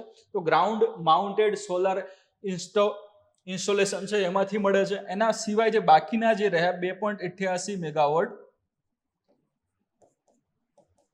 એ છે રૂફટોપ સોલર ઇન્સ્ટોલેશન નહીં, અહીંયા પ્લાન્ટ આવશે અને અહીંયા સોલર ઇન્સ્ટોલેશન આવશે. ઓકે, આ એક મિસ્ટેક હતી નાની એવી. ઓકે, હવે ફરીથી ત્યાં આગળ પાછા આવી જાઓ. એ વસ્તુ તમને શું કહેવા માંગે છે અને શું એની ત્યાં જાણકારી આપેલી છે કે ઇન્સ્ટોલ્ડ કેપેસિટી કેટલી છે, તો 11.88% જેટલી છે. 11.88%માં 9 મેગાવોટ જેટલું શેમાંથી મળશે, તો ગ્રાઉન્ડ માઉન્ટેડ સોલર જે પ્લાન્ટ છે, એટલે કે એવા સોલર પ્લાન્ટ જે જમીન ઉપર, ત્યાં તમે જોયો કે મોટા મોટા વિસ્તારોમાં જમીન ઉપર એકસાથે મોટા મોટા ખેતરોમાં ત્યાં આગળ આખું સોલર પ્લાન્ટ ત્યાં સ્થાપેલો હોય, બરોબર. તો દીવમાં પણ એવા ઘણા વિસ્તારો છે જે જગ્યાએ આવા સોલર પ્લાન્ટ સ્થાપવામાં આવેલા છે. તો એવા વિસ્તારોમાંથી, એવા સોલર પ્લાન્ટમાંથી એ કેટલી એનર્જી ત્યાંથી મેળવે છે, તો કે 9 મેગાવોટ જેટલી એનર્જી ત્યાંથી મેળવે છે. અને એ સિવાય બાકી તમે જોવા જાઓ તો 2.88 મેગાવોટ જેટલી એનર્જી ક્યાંથી મેળવે છે, તો કે રૂફટોપ સોલાર જે ઇન્સ્ટોલેશન છે ત્યાંથી મેળવતા જોવા મળે છે. હવે અહીંયાથી જે વસ્તુ મહત્વની આવે છે, એટલે ન્યૂઝમાં બે વસ્તુ ત્યાં કવર થાય છે અહીંયાથી આપણે. એક છે આ જે ન્યૂઝમાં છે કે દીવ જિલ્લો સૌપ્રથમ બન્યો છે, બરાબર. બીજી જે મહત્વની વસ્તુ આવે છે કે 2.88 મેગાવોટ એ કંઈ નાની વસ્તુ નથી, અને એ પણ એક ખાસ વિસ્તારને ધ્યાનમાં લેતા નાની વસ્તુ નથી. અને અહીં આગળ જે સૌથી મહત્વનો જે ભાગ ભજવે છે એ છે એક યોજના જેનું નામ છે PM સૂર્ય ઘર મુફ્ત બિજલી યોજના.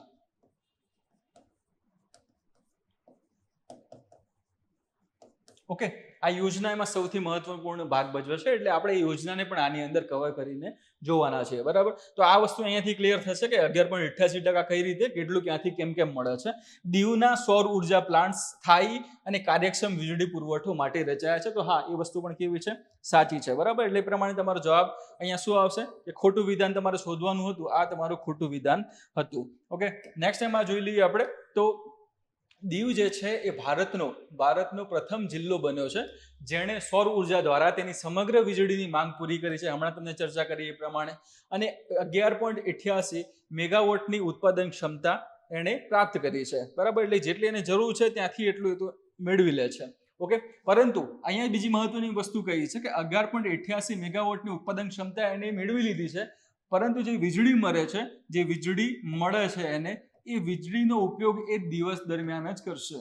ઓકે, દિવસ દરમિયાન, એટલે કે દિવસ દરમિયાન જે પણ ઉર્જાની, જે પણ વીજળીની જરૂર પડે છે, એ લક્ષ્યાંક મેળવવા વાળું દીવ પ્રથમ જિલ્લો મળ્યો છે કે દિવસ દરમિયાન જેટલી પણ વીજળીની જરૂર પડશે એ બધી ક્યાંથી કવર કરશે, તો કે સૌર ઉર્જામાંથી કવર કરશે, બરાબર. એટલે એની અનુસંધાને આ વસ્તુઓ કે છે. પરંતુ રાત્રિ દરમિયાન તમે જોવા જાઓ તો એ અલગ અલગ સોર્સ ઉપર પછી આધાર રાખે છે. કેમ?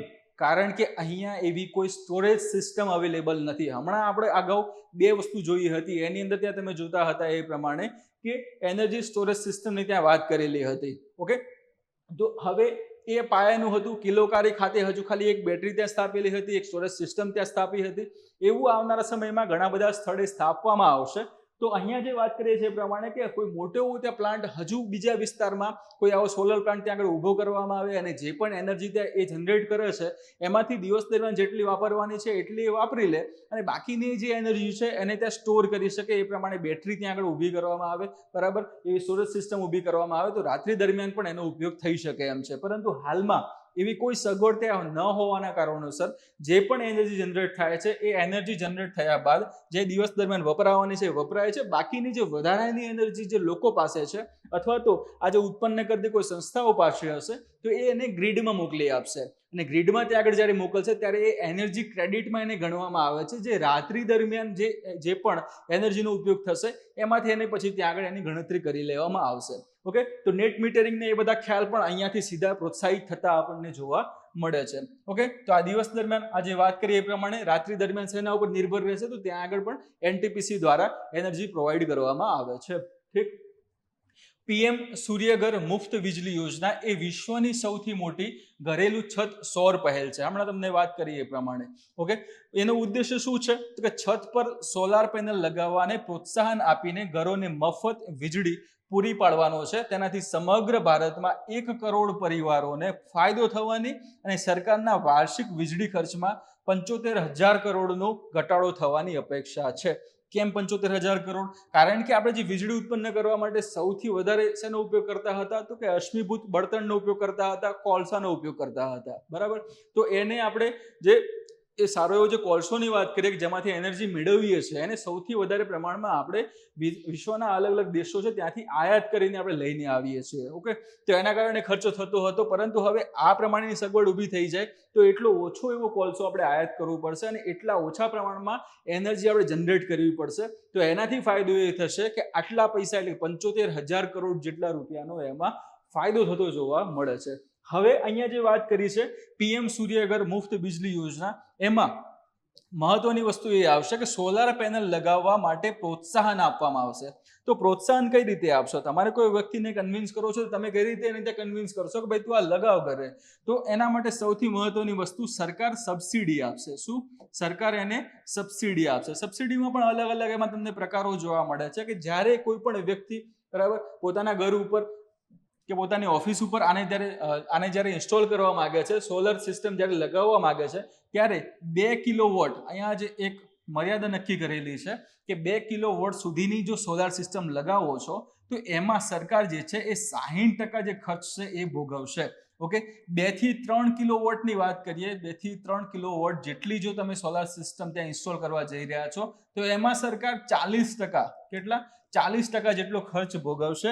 અને એના પછી જોઈએ તો 2 થી 3 કિલોવોટ આપણે જોઈ લીધા, 3 કિલોવોટ કરતા વધારે, 3 કિલોવોટ કરતા વધારે તમારે સોલર સિસ્ટમને ઇન્સ્ટોલ કરાવવી છે તો એના માટે સરકાર તમને સીધા હવે ઉચ્ચ 78,000 રૂપિયા આપી દેશે. આ છેલ્લી મર્યાદા છે એની, બરાબર. તમે હવે 3 કિલોવોટનું ત્યાં આગળ સોલાર પેનલ્સ ત્યાં લગાવો, એનાથી વધારે 4 કિલોવોટની, 5 કિલોવોટની તમારી ઈચ્છા હોય એટલી લગાવો. સરકારની છેલ્લી મર્યાદા શું છે તો આટલી, તમને 78,000 તમને છેલ્લે આપી દેશે. એનાથી વધારે હવે જે પણ ખર્ચો થાય એ તમારે જોવાનો, બરોબર. એટલે મર્યાદામાં લાસ્ટ તમારે આ વસ્તુ આવશે 78,000. અને દીવની અંદર આ ખાસ વસ્તુ એમાં હાંસલ થતી જોવા મળે છે, જે 2016માં શરૂ કરવામાં આવેલ સ્માર્ટ સિટીઝ પહેલ અંતર્ગત એની સિદ્ધિ આપણે ગણી શકીએ છીએ, બરાબર. 2016માં જે સ્માર્ટ સિટીઝ મિશન જે હતું, સ્માર્ટ સિટીઝ મિશન જે છે એના અંતર્ગત આ સિદ્ધિ પ્રાપ્ત થતી આપણને જોવા મળે છે. એટલે 2016 તમે ગણી લો, આજે 2025 ગણી લો, એટલે સમય તો લાગે છે. બધી પ્રક્રિયા છે એમાં સમય લાગતો જોવા મળે છે. સેમ તમે અહીંયા જોઈ શકો છો એ પ્રમાણે કે તમે પણ તૈયારી શરૂ કરી હશે, અમુક 2 મહિનાથી તૈયારી કરતા હશે, અમુકે જસ્ટ આજથી જ ચાલુ કરી હશે, અમુક 2 વર્ષથી તૈયારી કરતા હશે. તો એક સમયગાળો છે. તૈયારી તમે કરો છો, એ તૈયારી કરતાં કરતાં એક સમય ત્યાં આગળ જવાનો છે. તમે શરૂઆતમાં સિલેબસ પકડશો, સિલેબસને આધારે જે પણ મટીરિયલ છે એ તમે વસાવશો, એ તમે વાંચવાના છો. વાંચ્યા બાદ શું કરવાના? તો વાંચ્યા બાદ તમે જશો રિવિઝન ઉપર. રિવિઝન આપ્યા બાદ તમે મોક ટેસ્ટ ઉપર જાઓ છો. મોક ટેસ્ટમાં તમને already the era civil services દ્વારા, એટલે કે આપણી જે સંસ્થા જે છે ધ એરા સિવિલ સર્વિસીસ દ્વારા મોક ટેસ્ટ ચાલુ કરવામાં આવેલી છે, તેનો પણ તમે લાભ લઈ શકો છો. બરાબર? તો એવી બધી મોક ટેસ્ટ દ્વારા તમે પોતાનું મૂલ્યાંકન કરી શકો છો કે તમને કેટલું આવડે છે. ઓકે, તો સેમ અહીંયા એ જ છે. એક સમય છે, એક ત્યાં આગળ ત્યાં ટાઈમ રહેશે, એક પ્રોસેસ ત્યાં પીરિયડ રહેવાનો છે. એ તમારે પાર કરશો તો ત્યાં સુધી જતા પછી તમને સફળતા મળશે. ઓકે,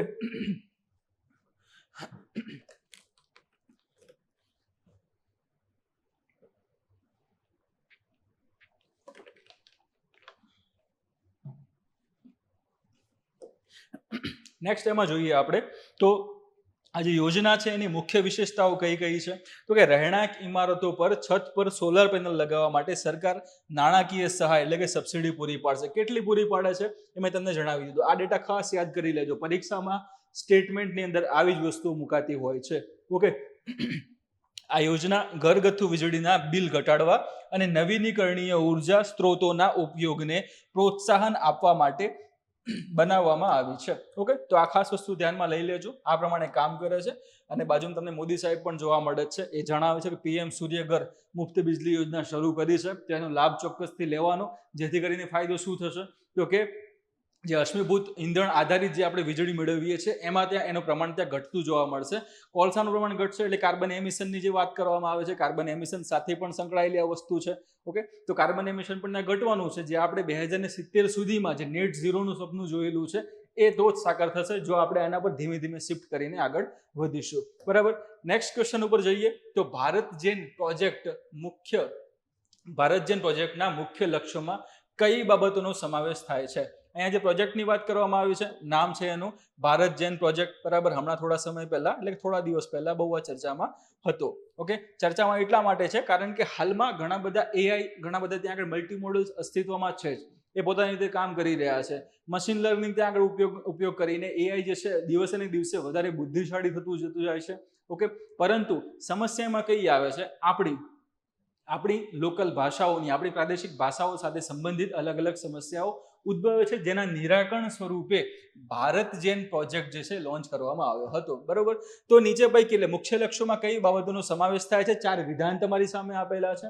પહેલું વિધાન છે માત્ર વ્યાપારી ઉપયોગ માટે જનરેટિવ એઆઈ વિકસાવવું. બરાબર, તો આના અલગ અલગ લક્ષ્યો છે. એમાં લક્ષ્યમાં કયું છે? તો આ પહેલું, માત્ર વ્યાપારી ઉપયોગ માટે જનરેટિવ એઆઈ વિકસાવવું. આ પહેલું વિધાન. બીજું કયું છે?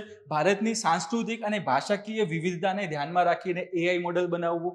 ત્રીજું વાક્ય છે અહીંયા આગળ, ત્રીજો વિકલ્પ છે માત્ર આઈઆઈટી બોમ્બે માટે એઆઈ સંશોધન વિકસાવવું. અને ચોથું છે માત્ર અંગ્રેજી ભાષા માટે જનરેટિવ એઆઈ વિકસાવવા. અહીંયા તમારો જવાબ આવશે બી.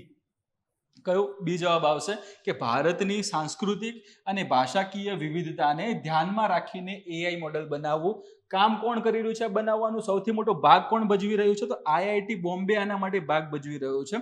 બરોબર, અને આઈઆઈટી બોમ્બે જે આ ભાગ ભજવીને જે આ ભારત જેન પ્રોજેક્ટ જે છે એ ત્યાં કરી રહ્યું છે, તો એ સમગ્ર ભારત માટે આવશે. સમગ્ર ભારતના સમગ્ર લોકો માટે એને ઉપયોગમાં લેવામાં આવનાર છે, નહીં કે ફક્ત ને ફક્ત આઈઆઈટી બોમ્બે માટે. બરોબર, તો અહીંયા વિધાન કયું હતું? માત્ર લખેલું હતું. તો માત્ર ત્યાં આગળ આવશે એટલે ખોટું છે. શરૂઆત ભલે આના દ્વારા કરવામાં આવી હોય, પરંતુ ફક્ત ને ફક્ત આ જ વાપરવાનું છે. એ અહીંયા આગળ વિકલ્પ તર્ક સંબંધ થતો નથી, એટલા માટે આ જે વિકલ્પ ખોટો પડે છે. લાસ્ટમાં જે વાત કરી છે કે માત્ર અંગ્રેજી ભાષા માટે, તો માત્ર અંગ્રેજી ભાષા નહીં આવે. ભારતના જે અલગ અલગ જે પ્રાદેશિક ભાષાઓની વાત કરીએ, હાલમાં 22 જેટલી પ્રાદેશિક ભાષાઓ ઉપર આજે ભારત જેન પ્રોજેક્ટ છે એ કામ કરનાર છે. ઓકે, એટલે માત્ર અંગ્રેજી ભાષા માટે તો આ વિધાન પણ કેવું ખોટું પડે છે. ઉપર છે માત્ર વ્યાપારી ઉપયોગ માટે, વ્યાપારી ઉપયોગ માટે નથી, બધા આનો ઉપયોગ કરશે. ડેવલપર આનો ઉપયોગ કરી શકે છે, રિસર્ચર આનો ઉપયોગ કરી શકે છે. ટૂંકમાં આ એક ઓપન સોર્સ હશે, બરાબર, જેનો બધા જ સમાન રીતે ઉપયોગ કરી શકશે. ઓકે, નેક્સ્ટ એમાં જોઈ લઈએ આપણે એના ડીપ એનાલિસિસની અંદર કે વસ્તુ કેમ છે, કઈ રીતની છે અને શું કહેવા માંગે છે. એમાં ફર્સ્ટ કે તાજેતરમાં વિજ્ઞાન અને ટેકનોલોજી મંત્રાલયે ભારત જેન સમિટમાં, ઓકે, સમિટ કઈ તો કે ભારત જેન સમિટમાં ભારત જેન લોન્ચ કર્યું હતું. ઓકે, ત્યારથી આ વસ્તુ ચર્ચામાં આવી છે, ત્યારથી આપણે એને ખાસ વિશેષતા એને આપેલી છે કે તાજેતરમાં વિજ્ઞાન અને ટેકનોલોજી મંત્રાલય ભારત જેન સમિટમાં ભારત જેન લોન્ચ કર્યું હતું. બરાબર, કઈ રીતની હતી વસ્તુ, શું કામ કરતી હતી, ઓલરેડી મેં હમણાં તમને લાસ્ટ સ્લાઇડમાં બતાવી દીધી હતી. ઓકે, તો ભારત જેન સમિટ એ ભારતનું સૌથી મોટું જનરેટિવ આર્ટિફિશિયલ ઇન્ટેલિજન્સ એટલે કે એઆઈ અને large language model LLM summit અને હેકાથોન છે. એને અંતર્ગત આને લોન્ચ કરવામાં આવ્યો છે. બાજુમાં તમે જોઈ શકો છો એ પ્રમાણે એક ફોટો આપેલો છે કે India launches Bharat Gen multi modal LLM initiative. Okay, તો એના વિશે હવે આપણે બીજી માહિતી જોઈશું કે તે ભારતીય ભાષાઓ માટે ભારતનું પ્રથમ પ્રકારનું અને સ્વદેશી રીતે વિકસિત એઆઈ આધારિત મલ્ટી મોડલ LLM છે. અહીંયા વાત કરી ભારતનું પ્રથમ છે, ચલો ઓકે, સ્વદેશી રીતે વિકસિત, તો હા, કોના દ્વારા આનું કામ કરવામાં આવી રહ્યું છે તો કે IIT બોમ્બે છે, એના દ્વારા આ કાર્ય કરવામાં આવી રહ્યું છે, એના દ્વારા પ્રોજેક્ટનું સંચાલન કરવામાં આવી રહ્યું છે. બરોબર, પરંતુ IIT બોમ્બે ફક્ત ને ફક્ત એકલું અહીંયા આગળ નથી. બરોબર, ફક્ત IIT બોમ્બે નથી, આના સપોર્ટમાં, એટલે આના સપોર્ટમાં આપણે જોવા જઈએ તો બીજી કઈ કઈ સંસ્થાઓ છે, તો બીજી સંસ્થાઓમાં તમે જોશો તો IIT કાનપુર છે, IIT હૈદરાબાદ છે, બરોબર, હૈદરાબાદ પછી IIT મદ્રાસ પણ છે, આમાં IIT મદ્રાસ પછી IIT મંડી પણ છે. ઓકે, આ બધી IITs છે, હૈદરાબાદ, મદ્રાસ, મંડી, કાનપુર, આ બધી IIT આની સાથે એટલે કે IIT બોમ્બેને સપોર્ટ કરી રહી છે. મુખ્ય લીડ રોલ કોણ ભજવી રહ્યું છે તો IIT બોમ્બે, ભારત જેન પ્રોજેક્ટ માટે લીડ રોલ ભજવી રહ્યું છે IIT બોમ્બે, પરંતુ પાછળથી આને સપોર્ટ કોણ કરી રહ્યું છે તો આટલી IIT એટલે IIT Kanpur, IIT Hyderabad, IIT Madras અને IIT મંડી. અને એ સિવાય તમે બીજું જોશો તો IIM ઇન્દોર પણ આમાં ભાગ ભજવી રહ્યું છે, અને IIT 3 વાર આવી, બરોબર, આપણા IIT હૈદરાબાદ પણ આમાં ભાગ ભજવી રહ્યું છે. ઠીક, તો આ ખાસ ધ્યાનમાં લેજો. ફક્ત ને ફક્ત IIT બોમ્બે તમે એને ધ્યાનમાં ન લેતા, આ પણ સપોર્ટ એને ત્યાં કરી રહ્યા છે. પણ હમણાં તમને જણાવ્યું એ પ્રમાણે કે નેતૃત્વ કોણ કરી રહ્યું છે આ ભારત જેન પ્રોજેક્ટ માટે, નેતૃત્વ કોણ કરી રહ્યું છે તો કે એ IIT બોમ્બે કરી રહ્યું છે. અને જે ભારતીય ભાષાઓની વાત કરી હમણાં કે ભારતીય ભાષાઓમાં કેટલી તો કે ટોટલ 22 જેટલી, બરોબર, અને આગળ જતા એને 22 કરતા પણ વધારવામાં આવશે. 22 જેટલી ભાષાઓ, અને એ ભાષાઓમાં તમે જોવા જાઓ આપણી ગુજરાતી પણ આવી ગઈ, એ ભાષાઓની અંદર તમિલ પણ આવી ગઈ, બંગાળી પણ આવી ગઈ. બરાબર, તો આ બધી જે ભાષાઓ છે એ બધી ભાષાઓના અલગ અલગ જે પણ સોર્સિસ છે એ બધાનો ઉપયોગ કરવામાં આવશે, એને AI ને ત્યાં આગળ આપવામાં આવશે. કઈ રીતે કામ કરે છે એ આપણે જોઈએ નેક્સ્ટ એમાં. તો તેને national mission on interdisciplinary cyber physical system એટલે કે NMICPS હેઠળ વિકસાવવામાં આવ્યું છે. એટલે એક વસ્તુ તમે ઉપર જોઈ લો કે કયા મંત્રાલય અંતર્ગત તો કે વિજ્ઞાન અને ટેકનોલોજી મંત્રાલય અંતર્ગત. એમાં પણ ખાસ શેના હેઠળ વિકસાવવામાં આવ્યું છે તો કે NMICPS હેઠળ એને વિકસાવવામાં આવ્યું છે. IIT બોમ્બે ખાતે TIH નું પૂરું નામ આવશે એમાં technology innovation hub. Okay, technology innovation હબને TIH તરીકે ટૂંકમાં ઓળખવામાં આવે છે. એટલે કે TIH ફાઉન્ડેશન ફોર IoT નો મતલબ થશે internet of things. Okay, IoT અને IoE નો મતલબ શું આવશે, ઇન્ટરનેટ ઓફ એવરીથિંગ દ્વારા અમલમાં મૂકવામાં આવી રહ્યું છે. તો અમલમાં મૂકવાનું કામ કોણ કરશે તો કે આટલા લોકો એને અમલમાં મૂકવાનું કામ કરશે. IIT બોમ્બે ખાતે TIH ફાઉન્ડેશન ફોર IoT અને IoE દ્વારા એને અમલમાં મૂકવામાં આવનાર છે. એટલે ત્રીજી વસ્તુ આની સાથે આ પણ કનેક્ટ એમાં થશે. મલ્ટીમોડલ LLMs જે છે એટલે કે MLLMS જે છે એ મોટા ભાષા મોડેલો છે જે ટેક્સ્ટ અને નોન ટેક્સ્ટ ડેટાના સંયોજન પર તાલીમ પામેલા હોય છે, જેમાં છબીઓ, ઓડિયો અને વિડીયોનો સમાવેશ થાય છે. તો અહીંયા આ કામ એ પ્રમાણે કરે છે કે આના અલગ અલગ મોડલ છે. આજે ભારત જેન જે પ્રોજેક્ટ છે એના અંતર્ગત અલગ અલગ મોડલ એમાં કામ કરે છે, બરાબર. એ મોડલમાં તમે જોવા જાઓ તો પહેલું ત્યાં આગળ મોડલ આવે છે શ્રુતમ કરીને. ઓકે, પહેલું જે મોડલ છે અહીંયા ઉપર લખું છું જેથી કરીને તમને ખ્યાલ આવે. પહેલું જે મોડલ છે એનું નામ શું છે તો કે એ શ્રુતમ નામ ધરાવે છે. શ્રુતમ શું કરે છે તો આ શ્રુતમ મોડલ જે છે એને તમે કોઈ પણ એવી વસ્તુ એટલે કે ઓડિયો વિડીયો વાળી કોઈ પણ વસ્તુ એને ત્યાં આગળ આપશો તો એ વસ્તુને એ ત્યાંથી જે પણ નોલેજ છે, જે પણ ડેટા છે એને ગ્રહણ કરે છે. ઓકે, હવે આ કઈ રીતે કામ કરે છે એની તમને વાત કરું તો હાલમાં તમે ચેટ જીપીટીનો ઉપયોગ કરો છો, તમે જેમિની એઆઈનો ઉપયોગ કરો છો, તમે ડીપસીકનો ઉપયોગ કરો છો.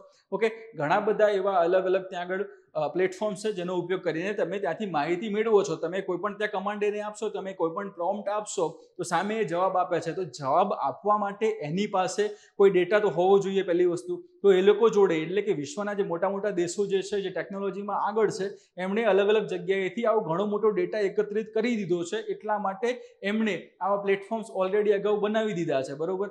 ભારત એ ક્ષેત્રમાં હજુ પાછળ રહી ગયું હતું, પોતાનું મોટું કોઈ ડેટા સેન્ટર એના પાસે હતું નહીં, એટલા માટે આનો વિકાસ નહોતું કરી શક્યું. એટલે આ ક્ષેત્રમાં હવે ભારત ધીમે ધીમે આગળ વધી રહ્યું છે, બરાબર. તો અહીંયા જે વાત આવે છે શું છે, અલગ અલગ જે મોડલની વાત કરીએ એ પ્રમાણે તો પહેલા તો આ એઆઈ ત્યાં કામ એ રીતે કરશે કે એને તમારે ડેટા આપવો પડશે, બરાબર. આ ડેટા જે છે એ ડેટા તમે એને આપો છો, પછી મશીન લર્નિંગ છે એના પર ત્યાં કામ કરે છે. અહીંયા આગળ જે વાત કરીએ આપણે LLM છે એ પણ ત્યાં એના પર કામ કરે છે, બરાબર. તો જે પણ એને તમે ડેટા આપશો એ ડેટાને પોતાની અંદર સ્ટોર કરવાની શરૂઆત કરશે. ડેટા કયા સ્વરૂપમાં હશે તો કાં તો ઓડિયો સ્વરૂપમાં તમારી પાસે હોય, કાં તો વિડીયો સ્વરૂપમાં હોય, કાં તો કોઈ પણ ડોક્યુમેન્ટ સ્વરૂપે હોય, કાં તો નોર્મલ ટેક્સ્ટ સ્વરૂપમાં તમને જોવા મળે. ઓકે, તો આ બધો જે ડેટા છે એ ડેટાના અલગ અલગ સોર્સિસ છે એ પહેલા આને આપવામાં આવશે, બરોબર. તો એને આપો છો ત્યારે એટલે કે હવે મેં તમને વાત કરી એ પ્રમાણે કે ઓડિયો પણ હશે ડેટામાં, વિડીયો પણ હશે, બધી વસ્તુ હશે. તો ઓડિયો અને વિડીયો ઉપર કામ કરીને જે એમાંથી જે ડેટાને એક્સટ્રેક્ટ કરવાનું કામ કરશે, એમાંથી ડેટા મેળવવાનું જે કામ કરશે એ કોણ આવશે તો એમાં આવશે શ્રુતમ આવશે, બરાબર. તો શ્રુતમ જે છે એ જે ડેટા જે છે એ જે ભાષણો છે એ બધા અલગ અલગ ત્યાં સાંભળે છે અને ડેટા એ મેળવશે. ઓકે, એના પછી જે બીજી મહત્વની વસ્તુ આવે છે એ છે પરમ છે, બરોબર. પરમ એમાં આવે છે. પરમ શું કરશે તો જે ટેક્સ્ટ મળેલું છે, જે અલગ અલગ ત્યાં આગળ માહિતી છે એને મળેલી છે એ માહિતીને આધારે સમજશે. જેમ કે હું કોઈ પણ વસ્તુ મોકલી રહ્યો છું, કોઈ પણ વસ્તુ સર્ચ કરી રહ્યો છું, તો એ બધી જે વસ્તુ જે હતી, જે ટેક્સ્ટ હું કરું છું, બરોબર, તો એ બધી વસ્તુ અહીંયા આગળ સંગ્રહ હશે એ પરમની અંદર આવશે. તો આ પરમ મોડલ છે એ ટેક્સ્ટ ઉપર ત્યાં આગળ બેઝડ છે. ઓકે, એના પછી બીજું આવે છે પત્રમ મોડલ છે. એના પછી બીજું જે મહત્વનું પત્રમ મોડલ આવે છે. પત્રમ શું કરશે તો અલગ અલગ જે ડોક્યુમેન્ટ્સ છે, અલગ અલગ બુક વાઇઝ જોવા જાઓ, PDF વાઇઝ જોવા જાઓ, કોઈ ડોક્યુમેન્ટ છે, કોઈ કાગળ છે, કોઈ એવા ચિત્રો છે, બરાબર. તો એ બધી વસ્તુનો ડેટા આને આપવામાં આવશે જેથી કરીને આ બધી એમાંથી માહિતી મેળવશે. ચલો આ રીતે છે. જેમ કે હું તમને એક વાત કરું કે કોઈ પણ એવો માઇન્ડ મેપ મારા જોડે હાલમાં જે આ ટેકનોલોજી વિશે લેક્ચર રહી રહ્યો છું તો એનો એક માઇન્ડ મેપ મેં બનાવ્યો કે ચલો આના પછી આ બોલીશ, આના પછી આ વસ્તુ આવશે, આ વસ્તુને મારે મેન્શન કરવાની છે. તો એક નાનો એવો મેં માઇન્ડ મેપ તૈયાર કર્યો હોય અને એ માઇન્ડ મેપ પછી હું એટલે કે આ મોડલને આપી દઉં તો મોડલ એમાંથી માઇન્ડ મેપમાંથી ડાયરેક્ટ કોપી કરી લેશે. ચલો આ વસ્તુ આ રીતે કામ કરે છે. હવે કોઈ પણ XYZ વ્યક્તિ છે એને આ માઇન્ડ મેપની જરૂર છે, એ ખુદ આ બનાવી શકતો નથી, તો એ કમાન્ડ આપશે. આ જે પ્રોજેક્ટ જે તમે જોયો ભારત જેન પ્રોજેક્ટ જે છે એના અંતર્ગત પછી જે મોડલ આવશે AI આવશે, એને કમાન્ડ આપશે કે આ જે વસ્તુ છે એનું મારે માઇન્ડ મેપ જોઈએ છે. તો એ માઇન્ડ મેપ જોઈએ છે એમ કહેશે. તો આના જોડે AI જોડે માઇન્ડ મેપ નહોતો, પરંતુ મેં બનાવ્યો હતો, એ એના જોડે સેવ હતો, એને ત્યાં સ્કેન કર્યો હતો, એ પછી એ તમને આપશે, બરોબર. ટૂંકમાં તમે સમજતા હશો કે જે ડેટા એને ત્યાં પીરસવામાં આવે છે એ ડેટા બધાનો ઉપયોગ કરીને સામે જે પ્રોમ્પ્ટ જે કમાન્ડ આપવામાં આવે છે એને આધારે સામે જવાબ તૈયાર કરીને એ આપે છે, બરોબર. તો ત્રીજી જે મહત્વની વસ્તુ શું હતી, પત્રમ હતી, ને છેલ્લે તમને જોવા મળે છે એ છે સુક્તમ. છેલ્લે જોવા મળે છે સુક્તમ. સુક્તમ શું કરશે તો આ ટેક્સ્ટ ટુ સ્પીચ, આ એક ટેક્સ્ટ ટુ સ્પીચ મોડેલ છે. ઓકે, તો ટેક્સ્ટ ટુ સ્પીચ બેઝડ તમને મોડેલ જોવા મળશે. એનું નામ શું છે તો સુક્તમ છે. એટલે 4 મોડેલ આના અંતર્ગત કામ કરશે ભારત જેનના અંતર્ગત. એક તો શ્રુતમ, બીજું પરમ, ત્રીજું છે પત્રમ અને ચોથું છે સુક્તમ. ઓકે, તો એ રીતે કામ કરતું જોવા એમાં મળે છે. તમને હાલ વાત કરીએ એ પ્રમાણે કે તમે છબીઓ એટલે કે પિક્ચર્સ અલગ અલગ, ઓડિયોઝ છે, વિડીયો છે, આ બધી વસ્તુ તમે એને આપશો અને એમાંથી એ માહિતી મેળવશે કે ચલો અચ્છા આ રીતનું છે, આ કામ કરે છે. ઓકે, આ મોડેલો માનવ ભાષા અને અન્ય જટિલ ડેટા પ્રકારોને સમજવા અને અર્થઘટન કરવા માટે મશીન લર્નિંગનો ઉપયોગ કરે છે. અહીંયા શેની વાત કરી છે? હવે આપણે મશીન લર્નિંગની વાત કરી છે. એટલે હવે પોતાની રીતે પણ પછી એ સમજવા માંડશે. બરાબર, તો એ વસ્તુ શેમાં આવશે? તો ML ની અંદર આવશે, મશીન લર્નિંગની અંતર્ગત આવશે. હવે જે છેલ્લી જે વસ્તુ છે આજે કરંટ અફેર્સ માટેની, એ કઈ છે? તો આ જે સમાચારમાં હતું એનું મહત્વનું કારણ એ છે કે વિશ્વના અલગ અલગ દેશો દ્વારા જે AI પ્લેટફોર્મ્સ ઊભા કરવામાં આવેલા છે એ ફક્ત ને ફક્ત અંગ્રેજી ભાષામાં છે. બરાબર, એના સિવાય તમે જોવા જાઓ તો ડેટા જે છે, હવે આપણે ગુજરાતીમાં ડેટા જો માગ્યો છે તો એ જે ડેટા એને મળ્યો છે એ ડેટાનું એ ટ્રાન્સલેટ કરીને આપણને ગુજરાતીમાં આપે છે. પહેલાથી એને ગુજરાતીમાં મળ્યો હોય ને ગુજરાતીમાં આપણને આપતો હોય એવું નહોતું. એટલા માટે એની અંદર ઘણા બધા ડેટા આગળ પાછળ થવાની સંભાવનાઓ ત્યાં વધારે રહેતી હતી અને એ જ કારણોસર આપણને આપણી પ્રાદેશિક ભાષામાં સરખો જવાબ મળી શકતો ન હતો. તો એ જ વસ્તુને ધ્યાનમાં લઈને આ ભારત જેમ જે પ્રોજેક્ટ જે છે એને લોન્ચ કરવામાં આવ્યો છે, જેથી કરીને જે તે વ્યક્તિઓ છે એ પ્રાદેશિક રીતે પોતાનું જે પણ સાહિત્ય છે ત્યાં આગળ જણાવે છે અને એને આધારે એને જે પણ માહિતી એને મેળવવી છે એ પોતાની ભાષામાં સચોટ અને સાચી એવી માહિતી મેળવી શકે છે. અને આવી કોઈ પણ જે પણ વસ્તુ હશે ઓનલાઈન ત્યાં આગળ એને અવેલેબલ કરવામાં આવશે, ત્યારે એ ભારતની જે અલગ અલગ જે વિવિધતા તમને જોવા મળે છે એ વિવિધતામાં પણ પછી ત્યાં એકતાનું દર્શન પછી એ કરાવશે. કઈ રીતે? તો કે આ ભારત જેન પ્રોજેક્ટ દ્વારા. તો એનાથી ડાયરેક્ટલી ભાષાકીય અને બીજી જે વાત કરીએ એ પ્રમાણે કે સાંસ્કૃતિક, આ બંને વસ્તુઓ જે છે એમાં સામાજિક સમાનતા તરફ વસ્તુને આગળ લઈ જતા જોવા મળે છે. ઓકે, નેક્સ્ટ જે ક્વેશ્ચન છે છઠ્ઠો કે Komaram Bheem conservation reserve, Komaram Bheem conservation reserve વિશે નીચે પૈકી કયા વિધાન સાચા છે? ઓકે, આ જે રિઝર્વ જે છે હમણાં ચર્ચામાં છે. કેમ? તો એની આપણે હવે અહીંયા વાત કરવાની છે. ચાર અલગ અલગ અહીંયા તમને 3 ઓપ્શન આપેલા છે કે તે 2025માં તેલંગાણા સરકારે જાહેર કર્યો હતો. વિધાન 1. ઓકે, આ કેવું છે? તો હા, સાચી વાત છે, તેલંગાણા સરકાર દ્વારા જાહેર કરવામાં આવ્યું છે. બીજું વિધાન છે તે મહારાષ્ટ્રના તાડોબા અંધારી ટાઈગર રિઝર્વ સાથે જોડાણ બનાવે છે. તો આ વિધાન પણ કેવું છે? સાચું છે. 1000 ચોરસ કિમી વિસ્તારમાં ફેલાયેલો છે. કોણ? તો આ કોમારમ ભીમ કન્ઝર્વેશન રિઝર્વ. બરાબર, કેટલા વિસ્તારમાં ફેલાયેલો છે? તો કે 1000 ચોરસ કિલોમીટર વિસ્તારમાં ફેલાયેલો છે. તો આ વિધાન કેવું છે? ખોટું છે. 1000 નથી આવતા, અહીંયા આગળ કેટલા આવશે? તો 1492.88 સ્ક્વેર કિલોમીટર. ઓકે, ચોરસ કિલોમીટર કેટલા? 1492.88. એટલે કે આ ત્રીજું વિધાન ખોટું છે. તમે ડાયરેક્ટલી અહીંયા જોઈ શકો છો કે ત્રીજું નહીં આવે, એટલે કે ત્રીજું નથી. ક્લિયર થઈ ગયું? એલિમિનેશન દ્વારા પણ તમને જવાબ સીધો આવી જશે. અહીંયા શું જવાબ આવશે? એ જવાબ આવશે 1 અને 2 માત્ર. ઓકે, આ બે વસ્તુ. હવે આપણે પાછા આવી જઈએ સેના ઉપર?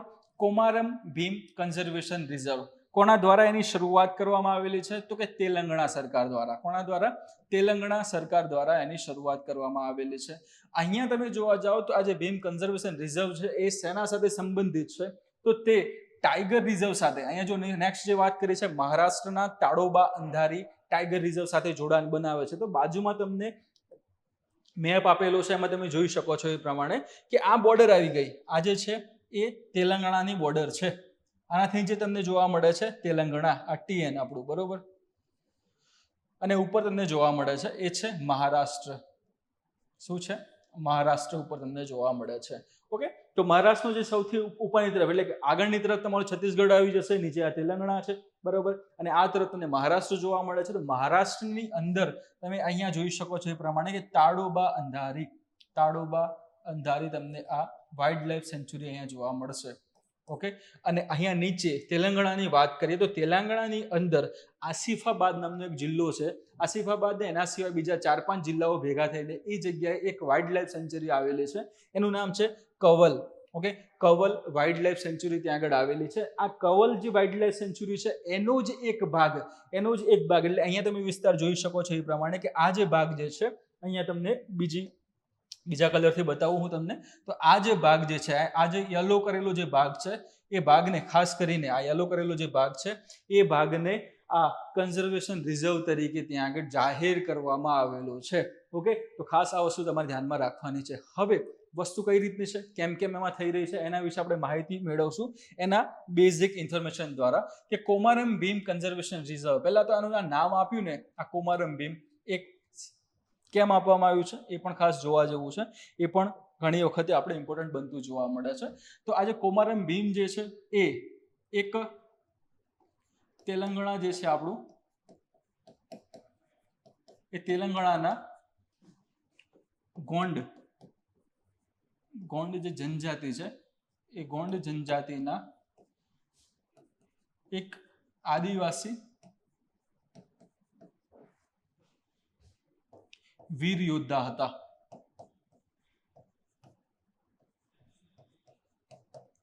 ઓકે, આજે વાત કરી રહ્યો છું હું તમને કે આ નામ કેમ આપવામાં આવ્યું છે, કોમારમ ભીમ કન્ઝર્વેશન રિઝમ નામ કેમ આપવામાં આવેલું છે. તો નામ આપવાનું કારણ એ છે કે આજે કોમારમ જે ભીમ હતા, બરોબર, એને કોમારમ ભીમ તરીકે પણ ઘણી બધી વખત ક્યાંક ઉલ્લેખ થયેલો તમે વાંચ્યું હશે. તો એ જે છે એ તેલંગાણામાં અહીંયા ગોંડ જે જનજાતિ છે, આજે વિસ્તારમાં તમે જોવા જાઓ તો ગોંડ જનજાતિમાં જે આદિવાસી વીર યુદ્ધ તરીકે પ્રખ્યાત હતા. કેમ પ્રખ્યાત થયા? તો એમણે 20મી સદીની શરૂઆતમાં જે નિઝામોનું શાસન હતું, ત્યાં હૈદરાબાદમાં તમને ખબર હશે કે નિઝામનું શાસન હતું. તો નિઝામનું જે શાસન હતું એ વખતે જે ગોંડ જનજાતિ છે, ગોંડ જનજાતિના હક માટે એ ત્યાં આગળ સામે એમના પડ્યા હતા, એમની સામે ત્યાં આગળ એ લડી રહ્યા હતા. બરાબર, કોણ? તો કે આ આપણા કોમારમ ભીમ. બરાબર, તો અહીંયા ખાસ એને ધ્યાનમાં લેવાનું છે કઈ જનજાતિ સાથે સંબંધિત હતા, તો કે એ ગોંડ જનજાતિ સાથે સંબંધિત હતા. તમે જોયું હશે એ પ્રમાણે કે હમણાં થોડાક વર્ષો પહેલા RRR મૂવી આવ્યું હતું, એની અંદર તમે જોતા હતા કે બે અલગ અલગ જે પાત્રો આપેલા છે એમાં બીજું એક પાત્ર હતું NTR નું. ઓકે, NTR નું નામ તમે સાંભળ્યું હશે, ભીમા ત્યાં નામ એનું હતું. તો એ નામ જે છે એ પણ અહીંયાથી લેવામાં આવ્યું છે. એટલે એના આધારે તમે સમજી શકો છો કે કેટલા મહાન વ્યક્તિ આ હતા. બરાબર, તો આજે કોમારમ ભીમ જે છે એના આધારે એનું નામ લેવામાં આવ્યું હતું, પરંતુ પિક્ચર છે, મૂવી છે, એટલા માટે થોડુંક મનોરંજન આપવા માટે એને અલગ વેમાં ત્યાં પ્રેઝન્ટ કરવામાં આવ્યું હતું. બાકી નામ ભલે એમનું ત્યાં આગળ ઉપયોગમાં લીધું હોય, ત્યાં આગળ એનું જે પણ આખી જે નામના હતી એને ભલે ત્યાં ઉપયોગમાં લીધી હોય, પણ જે સ્ટોરી જે હતી એ સ્ટોરી એમના સાથે સંબંધિત નહોતી. ઓકે, તો એ ખાસ ધ્યાનમાં લેજો. એમાં તમે ઓલો સીન પણ જોયો હશે કદાચ કે છેલ્લે NTR ને આમ નીચે બાંધી દે છે અને પછી ઓલા જે ભાઈ છે આપણા બીજો જે હીરો, નામ મને એક્ઝેક્ટલી યાદ નથી આવતું, એને પછી ત્યાં આમ ચાબુકથી મારતા હોય છે. બરાબર, ત્યારે એ એટલે કે NTR દ્વારા એ ગીત ત્યાં ચાલુ કરવામાં, કોમુરમ ભીમુડો કરીને. બરોબર, તો એ કેમ યુઝ કરવામાં આવે છે, એ કેમ ગાવામાં આવ્યું? આમની યાદમાં જ. ઓકે, તો કોમારમ ભીમ એટલા મહાન એવા વ્યક્તિ આની સાથે સંકળાયેલા છે, એટલા માટે એનું નામ ત્યાં આગળ આપેલું છે. એમણે એ વખતે એટલે કે જ્યારે આ નિઝામની શાસન સામે તેમણે બાયો ચડાવી હતી, એના સામે થયા હતા, એની સામે લડતા હતા. બરોબર, ત્યારે એમનું ત્યાં સૂત્ર હતું, નારો હતું, જલ જંગલ જમીન હમારા હે. આ એમનું ત્યાં આગળ એમનો નારો હતો, એમનું સૂત્ર હતું. બરોબર, એટલા માટે ખાસ એ ચર્ચામાં હતા અને એમનું પછી નામ ઉપયોગ કરીને અહીંયા આગળ જે નવું કન્ઝર્વેશન રિઝર્વ ઊભું કરવામાં આવ્યું એનું નામ એટલા માટે એને આપવામાં આવેલું છે.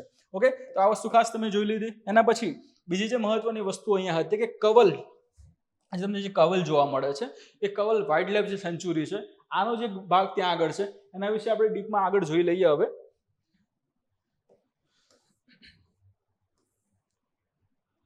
તેલંગાણા સરકારે Kawal tiger કોરિડોરને, okay, tiger reserve અને તમને વાત કરીએ એ પ્રમાણે કે વાઇલ્ડ લાઈફ સેન્ચ્યુરી, એની પણ તમને જોડે જોડે હું વાત કરી દઉં છું. હવે આજે કવલ જે છે, કવલ ટાઈગર રિઝર્વ ક્યારે? તો અહીંયા તમે ફર્સ્ટ જે મહત્વની વસ્તુ આવે છે, કવલ પહેલા શું હતું? તો કવલ એ વાઇલ્ડ લાઈફ સેન્ચ્યુરી હતી, વાઇલ્ડ લાઈફ સેન્ચ્યુરી. ઓકે, એના પછી આની સ્થાપના થાય છે 1965માં. આની સ્થાપના 1965માં થઈ હતી અને 2012માં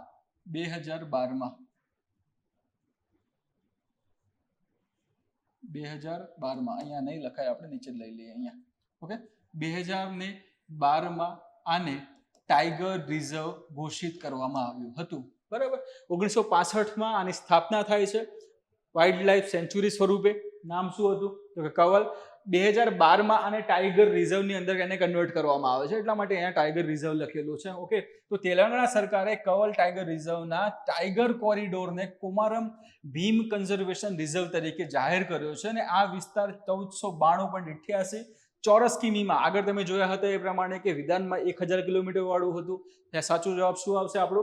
1492.88 ચોરસ કિમીમાં ફેલાયેલો છે અને તે મહારાષ્ટ્રના તાડોબા અંધારી ટાઈગર રિઝર્વ સાથે જોડાણ બનાવે છે. તો અહીંયા પણ જોઈ લો, તાડોબા અંધારીની વાત કરીએ તો તાડોબા અંધારીમાં આ તાડોબા જે છે એને 1955માં, ઓકે, નેશનલ પાર્ક તરીકે ત્યાં સ્થાપના કરવામાં આવી હતી 1955માં. અંધારી જે છે એ અંધારીની સ્થાપના 1986માં વાઇલ્ડ લાઈફ સેન્ચ્યુરી તરીકેની સ્થાપના કરવામાં આવી હતી. ઓકે, આ બે વસ્તુ એટલે કે આ તાડોબા છે નેશનલ પાર્ક હતો પહેલા અને અંધારી હતું શું હતું તો વાઇલ્ડ લાઈફ સેન્ચ્યુરી હતી. આ બંનેને મર્જ કરી દેવામાં આવે છે. ક્યારે? 1995માં.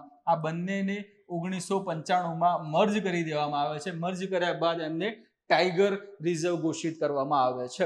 ઓકે, તો આજે તાડોબા અંધારી ટાઈગર રિઝર્વ છે એકચ્યુઅલમાં શું તો એની અંદર તાડોબા નેશનલ પાર્ક જોવા મળશે અને બીજું છે અંધારી વાઇલ્ડ લાઈફ સેન્ચ્યુરી જોવા મળે છે. આ બંનેને ભેગા કરીને જે વિસ્તાર હતો એ વિસ્તારને ટાઈગર રિઝર્વ તરીકે જાહેર કરેલો છે. ક્યારે જાહેર કર્યો? તો કે 1995માં એને જાહેર કરેલો છે. ઓકે, નેક્સ્ટ એમાં જોઈએ તો 2022ના ટાઈગર સેન્સસ અનુસાર 4 પુખ્ત વાઘ અને 3 બચ્ચા અહીં જોવા મળ્યા હતા, જ્યારે 10 વર્ષમાં 45 અલગ અલગ વાઘો અહીં પ્રવાસી તરીકે આવ્યા હતા. કઈ જગ્યાએ? હમણાં તમને વાત કરી તેલંગાણાના ઉપરનો જે ભાગ એટલે સાઈડમાં તમે જોયું હતું કવલ જે વાઇલ્ડ લાઈફ સેન્ચ્યુરી હતી એમાં જે પ્રપોઝડ એરિયા જે હતો યલો કલરનો એ જગ્યાએ આટલા વાઘ ત્યાં જોવા મળ્યા હતા અને એ વાઘ જોવા મળ્યા એટલા માટે આ સ્ટેપ ત્યાં લેવામાં આવેલું છે. બરાબર, એટલે ફક્ત એકવાર જોવા માટે સ્ટેપ લીધું એવું નથી, પરંતુ અહીંયા જો આખો ડેટા આપેલો છે કે 10 વર્ષમાં 45 અલગ અલગ વાઘો અહીંયા આગળ પ્રવાસી તરીકે આવ્યા હતા, એટલે કે ત્યાંથી નીકળ્યા હતા. એટલે એક પ્રકારનો એક કોરિડોર ત્યાં બનાવે છે એવું પણ આપણે એને કહી શકીએ. તો અહીંયા તમે જોઈ શકો છો આપણા ભાઈ બેઠેલા છે શાંતિથી. શું કરો છો મારા સિંહો એમ પૂછે છે. ઓકે, અહીંયા નીચે આ જે જંગલનો જે વિસ્તાર છે એ વિસ્તાર ત્યાં બતાવેલો છે. હવે એના પછી જોઈએ તો આ વિસ્તારમાં બીજા કયા કયા જીવ પણ જોવા મળે છે તો એમાં ચિત્તા છે, જંગલી કૂતરા છે, રીંછ, વરુ, હાઈનાસ, હની બેઝર અને જંગલી બિલાડી જેવા જીવજંતુઓ માટે પણ મહત્વપૂર્ણ છે. એટલે મૂળ આ જગ્યાએ તમને આ અલગ અલગ જીવો જોવા મળે છે, પરંતુ ક્યારેક વાઘની ઈચ્છા થઈ જાય કે ભાઈ ચલો હવે જે તે જગ્યાએ એટલે કે ઉપર ત્યાં હું કંટાળો છું. અહીંયા આગળ તાડોબાની વાત કરી, તાડોબા અંધારી ટીઆરની વાત કરી, ત્યાં હું હવે કંટાળો છું, હવે નીચે મારે ફરવા જવું છે. બરોબર, ઇન્દ્રપ્રસ્થ બાજુ મારે જવું છે. તો નીચેની તરફ જ્યારે ઉતરશે ત્યારે આ વિસ્તારમાંથી પસાર ત્યાં થશે. બરાબર, ત્યાંથી પસાર થઈને જે આગળની તરફ જઈ શકશે. એટલા માટે જે વિસ્તારને કોરિડોર તરીકે ઘોષિત કરવો જરૂરી હતો. એટલે એ વિસ્તારમાં ફક્ત વાઘ જોવા મળે છે એવું નથી, એ જગ્યાએ મૂળ અહીંયા આગળ આ પ્રાણીઓ જોવા મળે છે. વાઘ ત્યાં આવતો જતો હોય છે. બરાબર, તો એટલા માટે હવે વાઘ જે આવતો જતો હોય છે એના કારણે કોઈ પણ ત્યાં કોન્ફ્લિક્ટ ઊભો ના થાય, કોઈ સમસ્યાઓ બીજી ઊભી ન થાય, એટલા માટે એને કન્ઝર્વેશન રિઝર્વ તરીકે હવે જાહેર કરવામાં આવ્યું છે. ઓકે, પડકારો શું છે તો સ્થાનિક લોકો જંગલમાં પ્રવેશ અને પશુચારા પર પ્રતિબંધ અંગે ચિંતિત છે. 2024માં કાગઝનગર વિસ્તારમાં વાઘો દ્વારા પશુઓના શિકાર પછી સ્થાનિકોએ વાઘોને ઝેર આપવાની ઘટના નોંધાઈ હતી. બરોબર, એક તરફ સરકાર જે છે એ પ્રોજેક્ટ ટાઈગર દ્વારા વાઘોની સંખ્યા વધારવા માટે પ્રયત્ન કરી રહી છે, જ્યારે આ જે વિસ્તારની આપણે વાત કરીએ છીએ એના લોકલ્સ જે છે એ લોકલ્સ આ વાઘને મારવા માટે ઝેર આપતા આપણને જોવા મળે છે. આવા કિસ્સાઓ સામે આવેલા છે. ઓકે, તો એ વસ્તુ છે.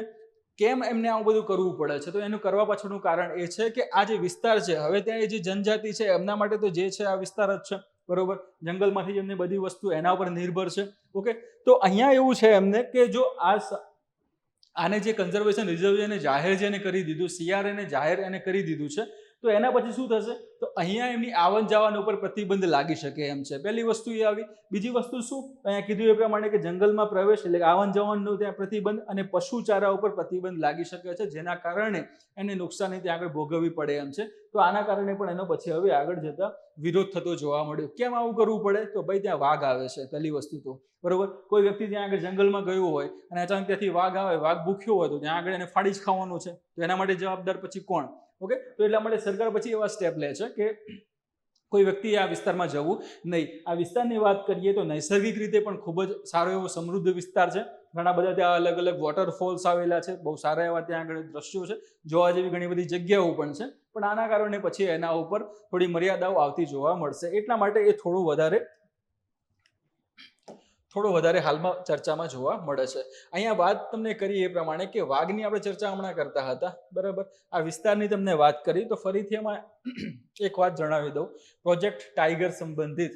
ઓકે, કારણ કે હમણાં જ સિંહ ગણતરી સાથે સંબંધિત ડેટા આપણે સામે આવ્યા છે, એટલા માટે આને પણ હમણાં જોઈ લેશું આપણે.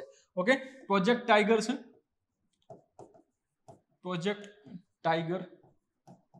શરૂ કરવામાં આવ્યો હતો વાઘના સંરક્ષણ સાથે, વાઘના જે આહાર, નિવાસસ્થાન એના સાથે સંબંધિત જે સંરક્ષણ કરવા માટે પ્રોજેક્ટ ટાઈગરની શરૂઆત કરવામાં આવી હતી. ક્યારે? તો કે 1973માં.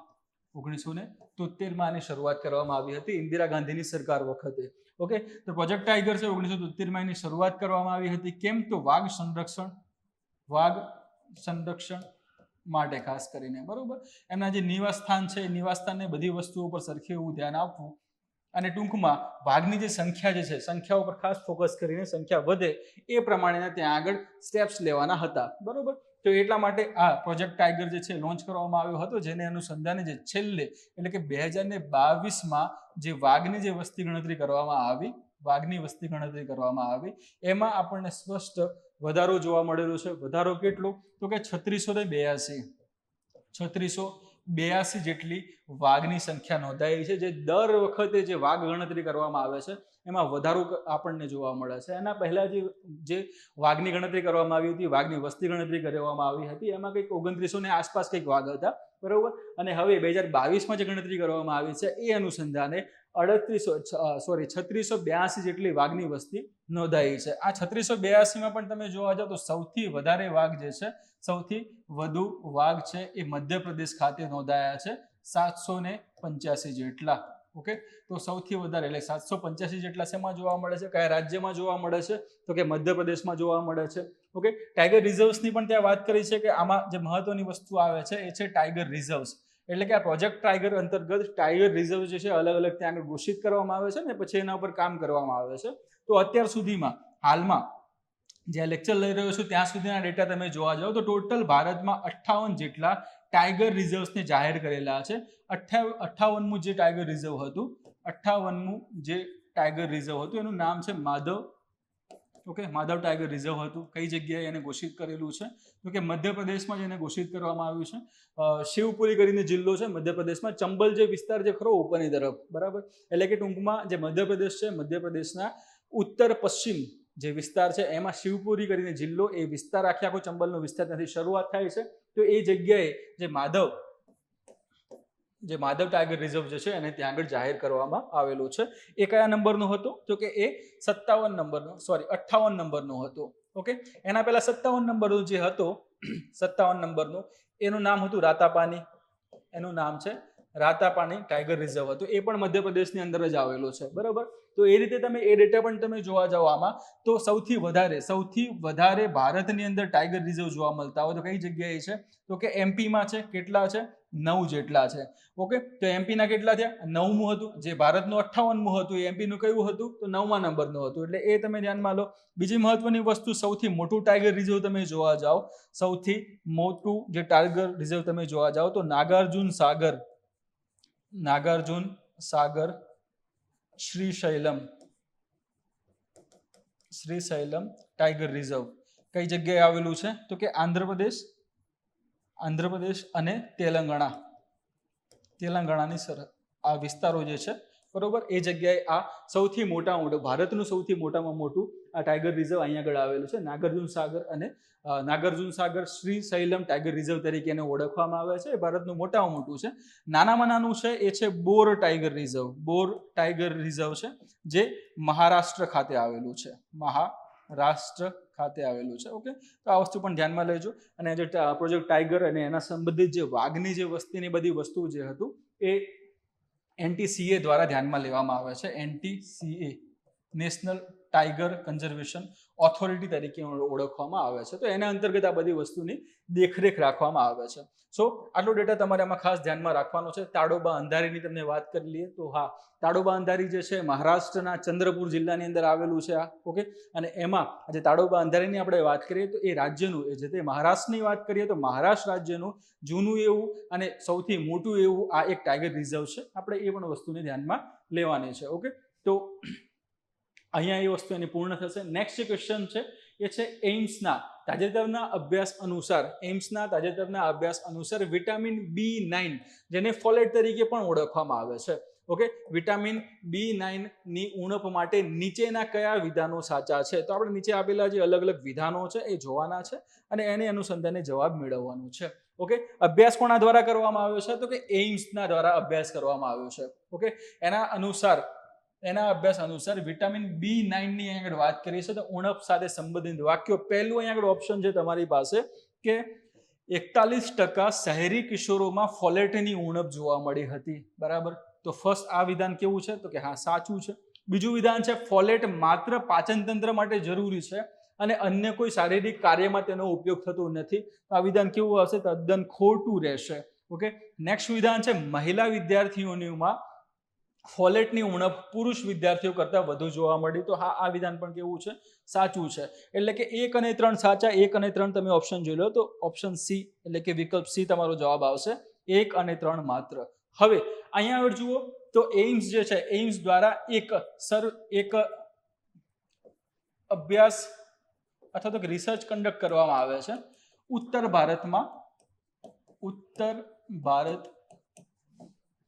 ભારતમાં આવેલ શહેરી સરકારી શાળાઓમાં.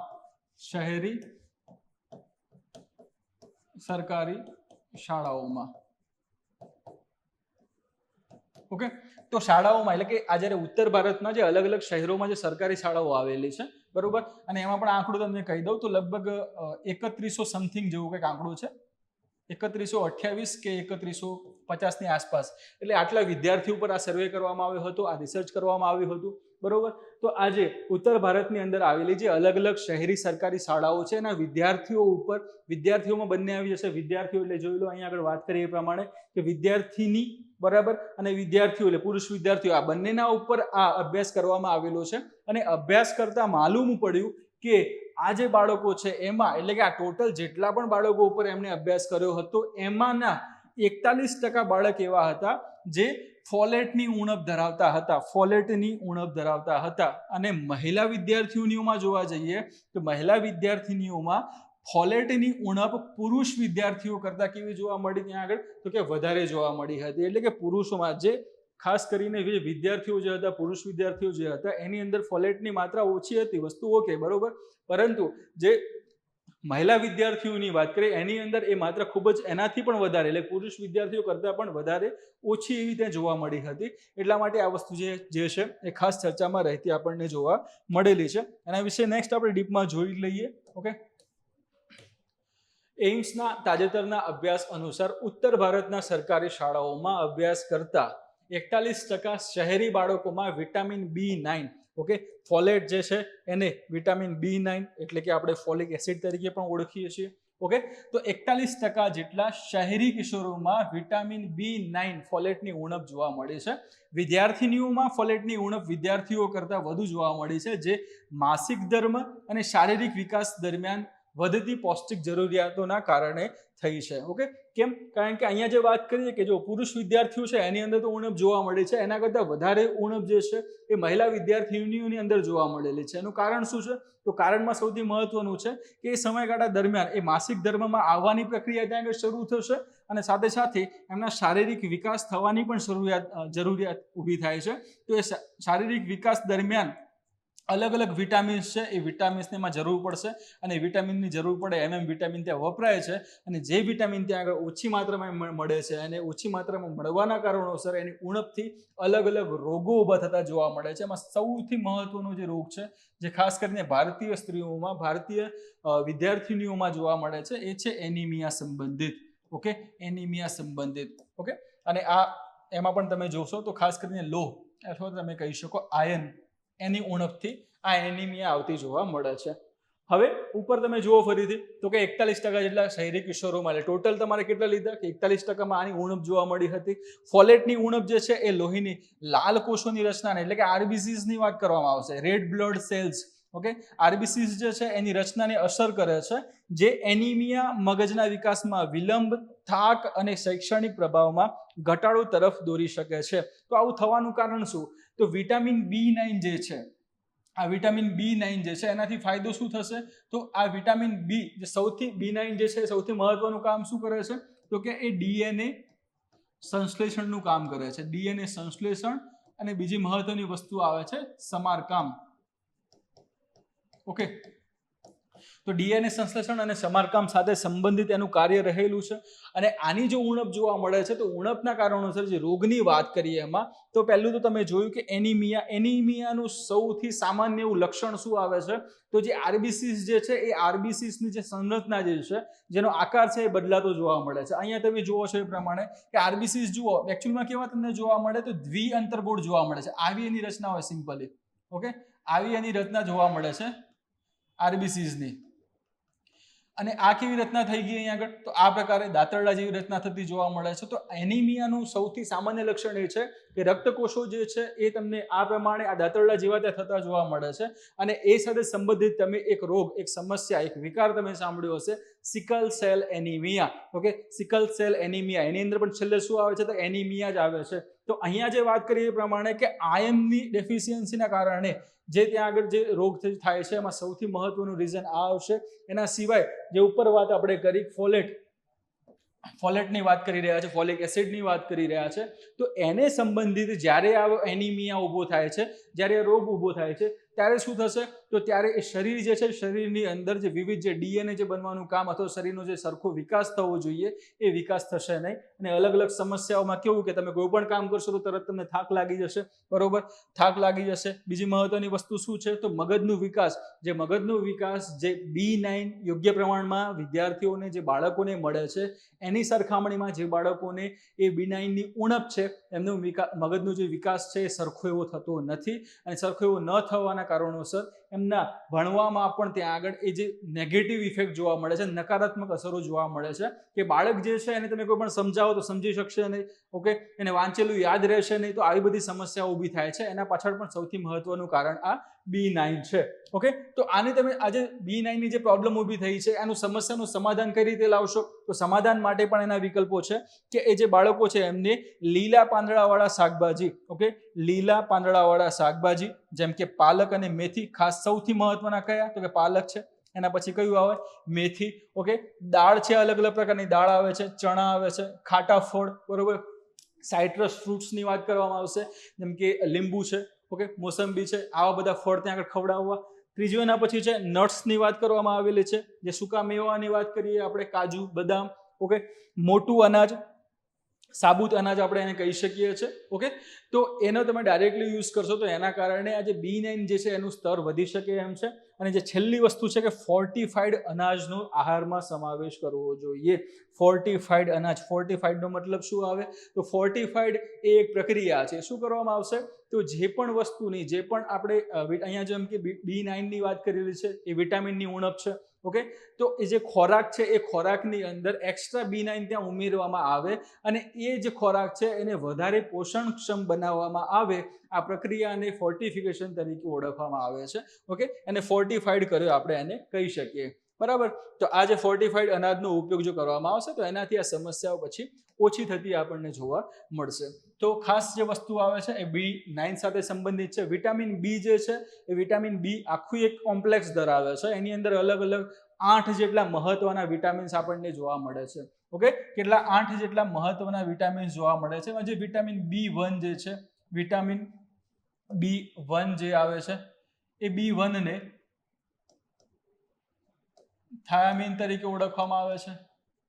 બીજું આવે છે B2 જેને રાઇબોફ્લેવિન તરીકે ઓળખવામાં આવે છે. એના પછી જે નેક્સ્ટ આવે છે એ છે B3 જેને નિયાસિન તરીકે ઓળખવામાં આવે છે. નેક્સ્ટ છે B3 પછી આવશે આપણો ડાયરેક્ટલી B5 આવે છે.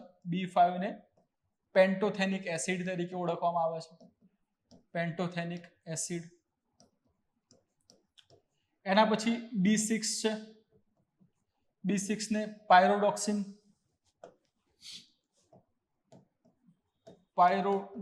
તરીકે ઓળખવામાં આવે છે. ખાસ આ વસ્તુ ધ્યાનમાં લઈ જ લેવી. કેમ? કારણ કે સાયન્સ એન્ડ ટેકનોલોજી અને એની સાથે સાથે જીપીએસસી હવે જનરલ સાયન્સ તરફ વધારે જઈ રહી છે. ઓકે, તો જનરલ સાયન્સમાં આ મહત્વનો જે વિષય છે, મુદ્દો છે વિટામિન સાથે સંકળાયેલો કે B6 છે એ પાયરોડોક્સિન છે. B7 જે છે એને બાયોટિન તરીકે ઓળખવામાં આવે છે. B7 જેને બાયોટિન તરીકે ઓળખવામાં આવે છે. એના પછી આપણો આવે છે B9 જેને ફોલેટ અથવા તો ફોલિક એસિડ તરીકે ઓળખવામાં આવે છે. Folic acid. અને જે એના પછી જે આવે છે એ છે B12. B12 તમે ખાસ સાંભળ્યો હશે, કોબાલેમાઇન.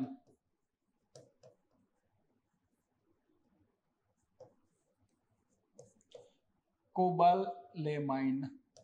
ઓકે, આ B12 ત્યાં છેલ્લે આવશે. એટલે કે જે અહીંયા વાત કરીએ એ પ્રમાણે કે જે વિટામિન બી જે છે, વિટામિન બી કોમ્પ્લેક્સ છે આખું, એના અંદર અલગ અલગ બીજા વિટામિનના પ્રકાર જોવા મળે છે. એમાં 8 જે સૌથી મહત્વના પ્રકાર છે એ છે આ B1, B2, B3, પછી B5, B6, B7, B9 અને B12. આટલા 8 તમારે ખાસ ધ્યાનમાં રાખવાના છે. એ બીજા કયા નામથી ઓળખાય છે, નામ પણ તમને બતાવેલા છે, તો એટલા નામથી ઓળખાતા જોવા મળે છે. ઓકે, તો એ ખાસ વસ્તુને ધ્યાનમાં લેજો. હવે જે નીચે વાત કરીએ એ પ્રમાણે કે આ અલગ અલગ સોર્સિસ છે, સોર્સમાંથી તમે વિટામિન B9 ત્યાં મેળવી શકો છો. સરકારે આમાં કોઈ કામ કર્યું કે ના કર્યું? તો કે હા દોસ્ત, સરકારે પણ આમાં કામ કર્યું છે. સરકારે શું કામ કર્યું? તો સરકારે જે અલગ અલગ જે કામ કરેલા છે એની અંદર પહેલું તો એનિમિયા મુક્ત ભારત એક પહેલની શરૂઆત એમણે કરેલી છે. શું? એનિમિયા મુક્ત ભારત, AMB તરીકે એને ઓળખવામાં આવે છે. ઓકે, બીજી જે મહત્વની વસ્તુ કઈ આવે છે કે weekly iron folic acid supplementation. Okay, એટલે કે WIFS પહેલની શરૂઆત કરી છે, જેમાં દર અઠવાડિયે ખાસ કરીને વિદ્યાર્થીની જે છે બરાબર, એને એ ગોળીઓ આપવામાં આવે છે, જેથી કરીને એમના શરીરમાં જે આયર્નનું સ્તર, ફોલિક એસિડનું સ્તર જળવાયેલું રહે અને અલગ અલગ જે વિકાસની પ્રક્રિયાઓ માટે જરૂરી જે વિટામિન બી છે એનું ત્યાંથી મળતું રહે. બરાબર, એટલે આ પહેલની પણ એમને સારી એવી શરૂઆત કરેલી છે સરકારે. ફૂડ ફોર્ટિફિકેશનની પણ સરકારે શરૂઆત કરેલી છે. ફોર્ટિફિકેશનની પ્રક્રિયા શું છે એ મેં તમને હમણાં જસ્ટ આગળ જણાવ્યું હતું. અને સૌથી મહત્વનું એવું પોષણ અભિયાનની પણ સરકાર દ્વારા શરૂઆત કરવામાં આવેલી છે અને એના સાથે સાથે બીજા ઘણા બધા પણ એમણે સ્ટેપ્સ લીધેલા છે. ઓકે, તો આ વિટામિન B9 ને ત્યાં આગળ ધ્યાનમાં રાખજો. આ રીતે એ ઉપયોગી છે અને આપણા કરંટની અંદર હાલમાં કવર કરેલું છે. અને આજની છેલ્લી જે ન્યૂઝ છે આપણી, ભારત સાથે સંયુક્ત લશ્કરી કવાયત, ભારત સાથે સંયુક્ત લશ્કરી કવાયત નોમેડિક એલિફન્ટ ની 2025ની આવૃત્તિ કયા દેશમાં યોજાઈ રહી છે? ઓકે, ભારત સાથે જે સંયુક્ત લશ્કરી કવાયતની વાત કરી છે, નામ શું છે એનું? તો નોમેડિક એલિફન્ટ નામ છે. એની 2025ની આવૃત્તિ કયા દેશમાં યોજાઈ રહી છે? અલગ અલગ 4 અહીંયા આગળ ઓપ્શન આપેલા છે. એ છે મંગોલિયા, બી છે થાઈલેન્ડ, સી છે નેપાળ અને ડી છે ભૂટાન. ઓકે, તો અહીંયા તમારો જવાબ જે છે એ આવશે મંગોલિયા. ઓકે, મંગોલિયા ખાતે આ નોમેડિક એલિફન્ટ જે છે એ આવૃત્તિ હાલમાં યોજાઈ રહી છે. મંગોલિયામાં પણ ક્યાં? તો મંગોલિયાની જે રાજધાની છે ઉલાન બાટાર કરીને,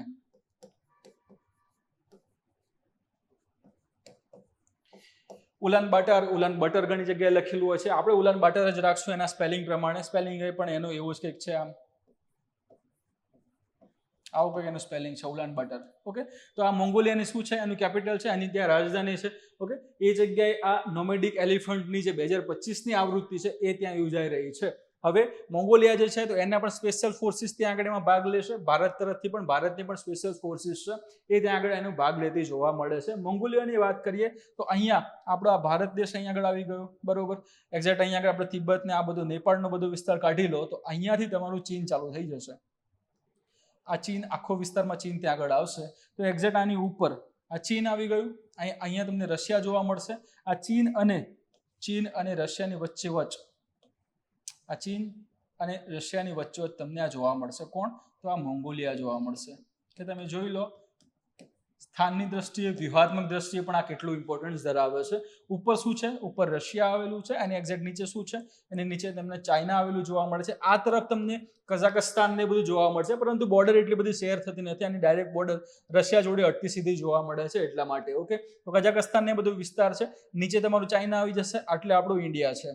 ઓકે, તો આપણે અહીંયા એક્સરસાઇઝ કરવા ગયેલા છે મોંગોલિયામાં, અને મોંગોલિયામાં પણ સ્પેશિયલી અહીંયા એમની જે રાજધાની આવેલી છે એ રાજધાની એટલે કે ઉલાન બટાર ખાતે આપણે આ એક્સરસાઇઝ કરી રહ્યા છે. અહીંયા એમાં સૌથી મોટું એવું એમનું રણ છે. બરોબર, તમને ગોબીનું રણ અહીંયા જોવા મળશે. મોંગોલિયા સાથે સંબંધિત છે. ઓકે, મોંગોલિયા સાથે સંબંધિત જે ગોબીનું રણ છે એ અહીંયા નીચેની તરફ આવેલું છે, ચાઇનાની તરફ. બરાબર, તો એ ખાસ એને પણ ધ્યાનમાં લઈ લેજો. સ્થાનની દ્રષ્ટિએ આપણે આપણા કરંટ ઉપર ત્યાં પરત ફરીશું. તો સંયુક્ત લશ્કરી કવાયત નોમેડિક એલિફન્ટની 2025ની આવૃત્તિ મંગોલિયાની રાજધાની ઉલાન બાટારમાં યોજાઈ રહી છે. હમણાં તમને વાત કરીએ એ પ્રમાણે બાટારમાં ટી લખો કે ગમે તે લખો. બરોબર, એની સાથે સંબંધિત અલગ અલગ વસ્તુ ત્યાં આગળ આવી શકે છે. ટૂંકમાં આપણું જે મેઇન વસ્તુ, જે પોઈન્ટ જે છે એ ક્લિયર ત્યાં થવું જોઈએ કે વસ્તુ કહેવા શું માગે છે. ઓકે, તો ઉલાન બટર ખાતે યોજાઈ હતી આ ભારત અને મોંગોલિયા વચ્ચે દ્વિપક્ષીય સંરક્ષણ સહયોગની 17મી આવૃત્તિ છે, જેનો ઉદ્દેશ્ય લશ્કરી સહયોગને મજબૂત બનાવવા અને વ્યૂહાત્મક તાલમેલ વધારવાનો છે. તો ભારત જે છે એ ઘણા બધા દેશો સાથે આવા દ્વિપક્ષીય અભ્યાસ કરતું હોય છે.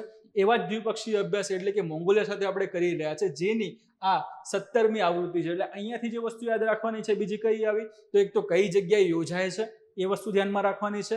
આ ભારત અને મોંગોલિયા વચ્ચે જે એક્સરસાઇઝ થાય છે એનું નામ શું છે તો એ તમારે ધ્યાનમાં રાખવાનું છે. ત્રીજી જે વસ્તુ, આ આવૃત્તિ કયા ક્રમની છે તો કે 17મા નંબરની આ આવૃત્તિ છે. એટલે એ ત્રીજો ડેટા તમારે આટલા સુધીમાં યાદ રાખવાનો છે. નેક્સ્ટ છે ભારતીય સેના તરફથી કોણે આમાં ભાગ લીધો હતો તો કે અરુણાચલ સ્કાઉટ્સની ટુકડી, અને સામે કોણ હતું તો મોંગોલિયન સશસ્ત્ર દળોના 150 વિશેષ દળોના કર્મચારીઓ સાથે તાલીમ લેશે. બરાબર, એટલે કે ભારત તરફથી કોણ ગયા તો કે અરુણાચલ સ્કાઉટ્સની એક ટુકડી ત્યાં આગળ ગઈ છે, અને મોંગોલિયા તરફથી કેટલા તો મોંગોલિયા તરફથી 150 જેટલા એમના જે સ્પેશિયલ ફોર્સિસના જે અલગ અલગ જે કર્મચારીઓ છે એ પછી ત્યાં તાલીમ કરતા આપણને જોવા મળશે. બાજુમાં ફોટોગ્રાફમાં તમે જોઈ શકો છો એ પ્રમાણે કે આખો એનો ત્યાં લોગો આપેલો છે, અને સાથે અહીંયા ભારતના જે પ્રતિનિધિ ઉભેલા છે, સામે મોંગોલિયાની સેનાના પ્રતિનિધિ ઉભેલા છે, અને એમના દ્વારા આ પછી એક્સરસાઇઝની શરૂઆત કરવામાં આવે છે. આ કવાયત સંયુક્ત રાષ્ટ્રના આદેશ હેઠળ પર્વતીય પ્રદેશમાં અર્ધ પરંપરાગત કામગીરી પર ધ્યાન કેન્દ્રિત કરે છે, જે માળખાગત લશ્કરી જોડાણ દ્વારા આંતરરાષ્ટ્રીય શાંતિ જાળવણી અને પ્રાદેશિક સ્થિરતા પ્રત્યે બંને રાષ્ટ્રોની પ્રતિબદ્ધતા દર્શાવે છે. એટલે કે આ અભ્યાસ કરીને તમારે કોઈ દેશને બતાવી નથી દેવાનું કે અમે આટલા સક્ષમ છે, અમે તમને મારી નાખશું, પાડી નાખશું. બરોબર, આ એક્સરસાઇઝ કરવાનું ખાસ કારણ એ છે કે અહીંયા તમને કીધું એ પ્રમાણે કે આ યુએનનું જે ઓર્ડર છે, યુએનના જે અલગ અલગ ત્યાં આગળ એને નક્કી કરેલા છે નિયમાવલીઓ, એમાં એક વસ્તુ એ પણ આવે છે કે ક્યારેય પણ કોઈ દેશને અચાનક જરૂર પડે છે તો એના માટે તમારે તૈયાર રહેવું પડશે. અલગ અલગ જે વિપરીત પરિસ્થિતિઓ હોય છે એમાં લડવા માટે એમાં જે તે વસ્તુ જે પણ એન્ટિટીઝ છે, કોઈ પણ કન્ટ્રી એમાં હોઈ શકે છે, અને રક્ષા આપવા માટે પણ આજુબાજુના દેશે તૈયાર રહેવું જોઈએ. તો એ સાથે સંબંધિત જે અલગ અલગ જે અભ્યાસ જે છે એ યોજવામાં આવતા હોય છે, અને એને અંતર્ગત જ આ નોમેડિક એલિફન્ટ નામની જે એક્સરસાઇઝ જે છે એ યોજવામાં આવી હતી. ઓકે, એ સાથે આપણે જે ડીપલી એનાલિસિસ વાળા જે ક્વેશ્ચન હતા અહીંયા પૂર્ણ થાય છે, અને જે બીજા મહત્વનો જે ભાગ છે આપણો કે ન્યૂઝ ઇન શોર્ટ એ અહીંયાથી શરૂ થશે, અને એ ખૂબ જ ઓછા એવા શોર્ટ ઓલરેડી એનું નામ પણ છે અને ક્વેશ્ચન પણ ખૂબ જ ઓછા એવા છે. ઓકે, તો ટૂંકમાં આપણે ન્યૂઝ ઇન શોર્ટ માં આગળ હવે વધીએ. તો ફર્સ્ટ છે વિશ્વ ડુગોંગ દિવસ કઈ તારીખે ઉજવવામાં આવે છે? જવાબ શું આવશે એમાં? 28 મેના રોજ આ વિશ્વ ડુગોંગ દિવસ ઉજવવામાં આવે છે. કેમ? તો આ ડુગોંગ જે છે એના સંરક્ષણ માટેના જે પણ ત્યાં આગળ અલગ અલગ સ્ટેપ્સ લેવામાં આવેલા છે એને સાથે સંબંધિત આ ડે જે છે એને જાહેર કરવામાં આવ્યો છે, જેથી કરીને આના ઉપર ખાસ કરીને ધ્યાન કેન્દ્રિત થાય. ઓકે, તો ડુગોંગ જે છે એ ડુગોંગ દિવસ ક્યારે ઉજવવામાં આવે છે? તો જવાબ આવશે 28 મે. એના પછી શક્તિ ક્લાઉડ પ્લેટફોર્મ દ્વારા સમગ્ર ભારતમાં એઆઈ અપનાવવાને પ્રોત્સાહન આપવા માટે કઈ ટેક કંપનીએ યોટા ડેટા સર્વિસીસ સાથે ભાગીદારી કરી છે? તો જવાબ શું આવશે એમાં? માઇક્રોસોફ્ટ. એના પછી કયા દેશે એસ્ટેરોઇડ 2016 H03 અને ધૂમકેતુ 311P નું અન્વેષણ કરવા માટે ટિયાનવેન, અહીંયા ટ નહીં આવે, ત આવશે, તિયાનવેન 2 અવકાશયાન લોન્ચ કર્યું? તો તિયાનવેન ને બધા આપણને ખબર છે એ પ્રમાણે કે આ ચાઇનાના બધા અલગ અલગ અવકાશયાન છે, તો આમાં જવાબ શું આવશે આપણો? ચીન જવાબ આવશે. એના પછી જૂન 2025 આંદામાન અને નિકોબાર કમાન્ડ એટલે કે સિનકેન, અહીંયા આખું પૂરું નામ આપી દીધું એને ત્યાં આગળ, કે જૂન 2025 આંદામાન અને નિકોબાર જે કમાન્ડ છે એના 18માં કયા નંબરના? 18માં કમાન્ડર ઇન ચીફ તરીકે કોની નિમણૂક કરવામાં આવી છે? જવાબ શું આવશે એમાં? Lieutenant general Dinesh Singh Rana. Okay, lieutenant general Dinesh Singh રાણાની નિમણૂક કરવામાં આવી છે. કયા પદ ઉપર? તો કે આંદામાન અને નિકોબારના કમાન્ડ એટલે કે સિનકેનની વાત કરીએ એના 18માં કમાન્ડર ઇન ચીફ તરીકે એમની ત્યાં આગળ નિમણૂક કરવામાં આવેલી છે. ઓકે, એના પછી નેક્સ્ટ હવે જઈએ આપણે લાસ્ટ સ્લાઇડ તરફ. એમાં છે આજનો પ્રેક્ટિસ ક્વેશ્ચન. ઓકે, આજના પ્રેક્ટિસ ક્વેશ્ચનની વાત કરી છે. પ્રેક્ટિસ ક્વેશ્ચન એ સામાન્ય રીતે આપણું જે આખું સેશન જે થયું એમાંથી જ એક વસ્તુ એ ક્વેશ્ચન રીતે ઉપાડીને તમારી સામે મૂકવામાં આવેલો છે. બરાબર, એટલે કે ઓલરેડી એ સ્લાઇડની અંદર જે ડેટા જે છે એમાં આનું ડેટા જોવા મળશે નહીં. મેં જે માહિતી આપી છે એમાંથી જ આ પ્રશ્ન નીકળશે. સો વાઘના સંરક્ષણ માટેનો પ્રોજેક્ટ ટાઈગર ક્યારે શરૂ કરવામાં આવ્યો? પ્રશ્ન એકદમ ઇઝી હશે, બરાબર, જેની માહિતી તમને ઓલરેડી હશે જ કે વાઘના સંરક્ષણ માટેનો પ્રોજેક્ટ ટાઈગર ક્યારે શરૂ કરવામાં આવેલ. 4 ઓપ્શન છે: 1967, 1973, 1995 અને 2020. 4 ઓપ્શન છે, એમાંથી તમારે જે પણ જવાબ સાચો લાગતો હોય, કે એ આવે, બી આવે છે, સી આવે છે કે ડી આવે છે, તમને જે જવાબ સાચો લાગતો હોય એ જવાબ નીચે કોમેન્ટમાં તમારે જણાવવાનું રહેશે. જો આ લેક્ચર સારું લાગ્યું હોય, મજા આવી ગઈ હોય, તો ફટાક લઈને ચેનલને સબસ્ક્રાઇબ ના કરી હોય તો પહેલાં શું કરવાનું? સબસ્ક્રાઇબ કરી લેવાનું, બરોબર. એના પછી બાજુમાં તમને બેલ આઇકન જોવા મળતો હશે, ત્યાં આગળ બેલ આઇકન ઉપર ક્લિક કરી દેવાનું, જેથી કરીને આપણા જે વીકલી જે કરંટ અફેરના જે પણ વિડીયો આવે છે એની તમને ટાઈમ ટુ ટાઈમ નોટિફિકેશન મળતી રહે, અને એ સાથે સાથે આપણી સંસ્થાના જે અલગ અલગ અને મહત્વના વિડીયો આવે છે એની પણ તમને ટાઈમ ટુ ટાઈમ નોટિફિકેશન મળતી રહે, બરોબર. તો સબસ્ક્રાઇબ કરી લેવાનું છે. આ લિંક જે છે તમારા જેટલા પણ ફ્રેન્ડ સર્કલમાં કે જેટલા સગા સંબંધી તૈયારી કરતા હોય એને ફોરવર્ડ કરી દેવાની છે, અને ફોરવર્ડ કરીને જણાવવાનું છે આ કામમાં આવશે, અને જુઓ અને મજા કરો, બરોબર. ખાસ કરીને કોમેન્ટમાં આ જવાબ આપવાનું ભૂલતા નહીં. તો મળીએ હવે નેક્સ્ટ ટાઈમ આવનારા અઠવાડિયાના નવા કરંટ અફેર સાથે. ત્યાં સુધી મસ્ત શાંતિથી તૈયારી કરો, રિવિઝન કરો, અને એરા દ્વારા જે યોજવામાં આવતી મોક ટેસ્ટનો ભાગ લો. ત્યાં સુધી જય હિન્દ, જય ભારત.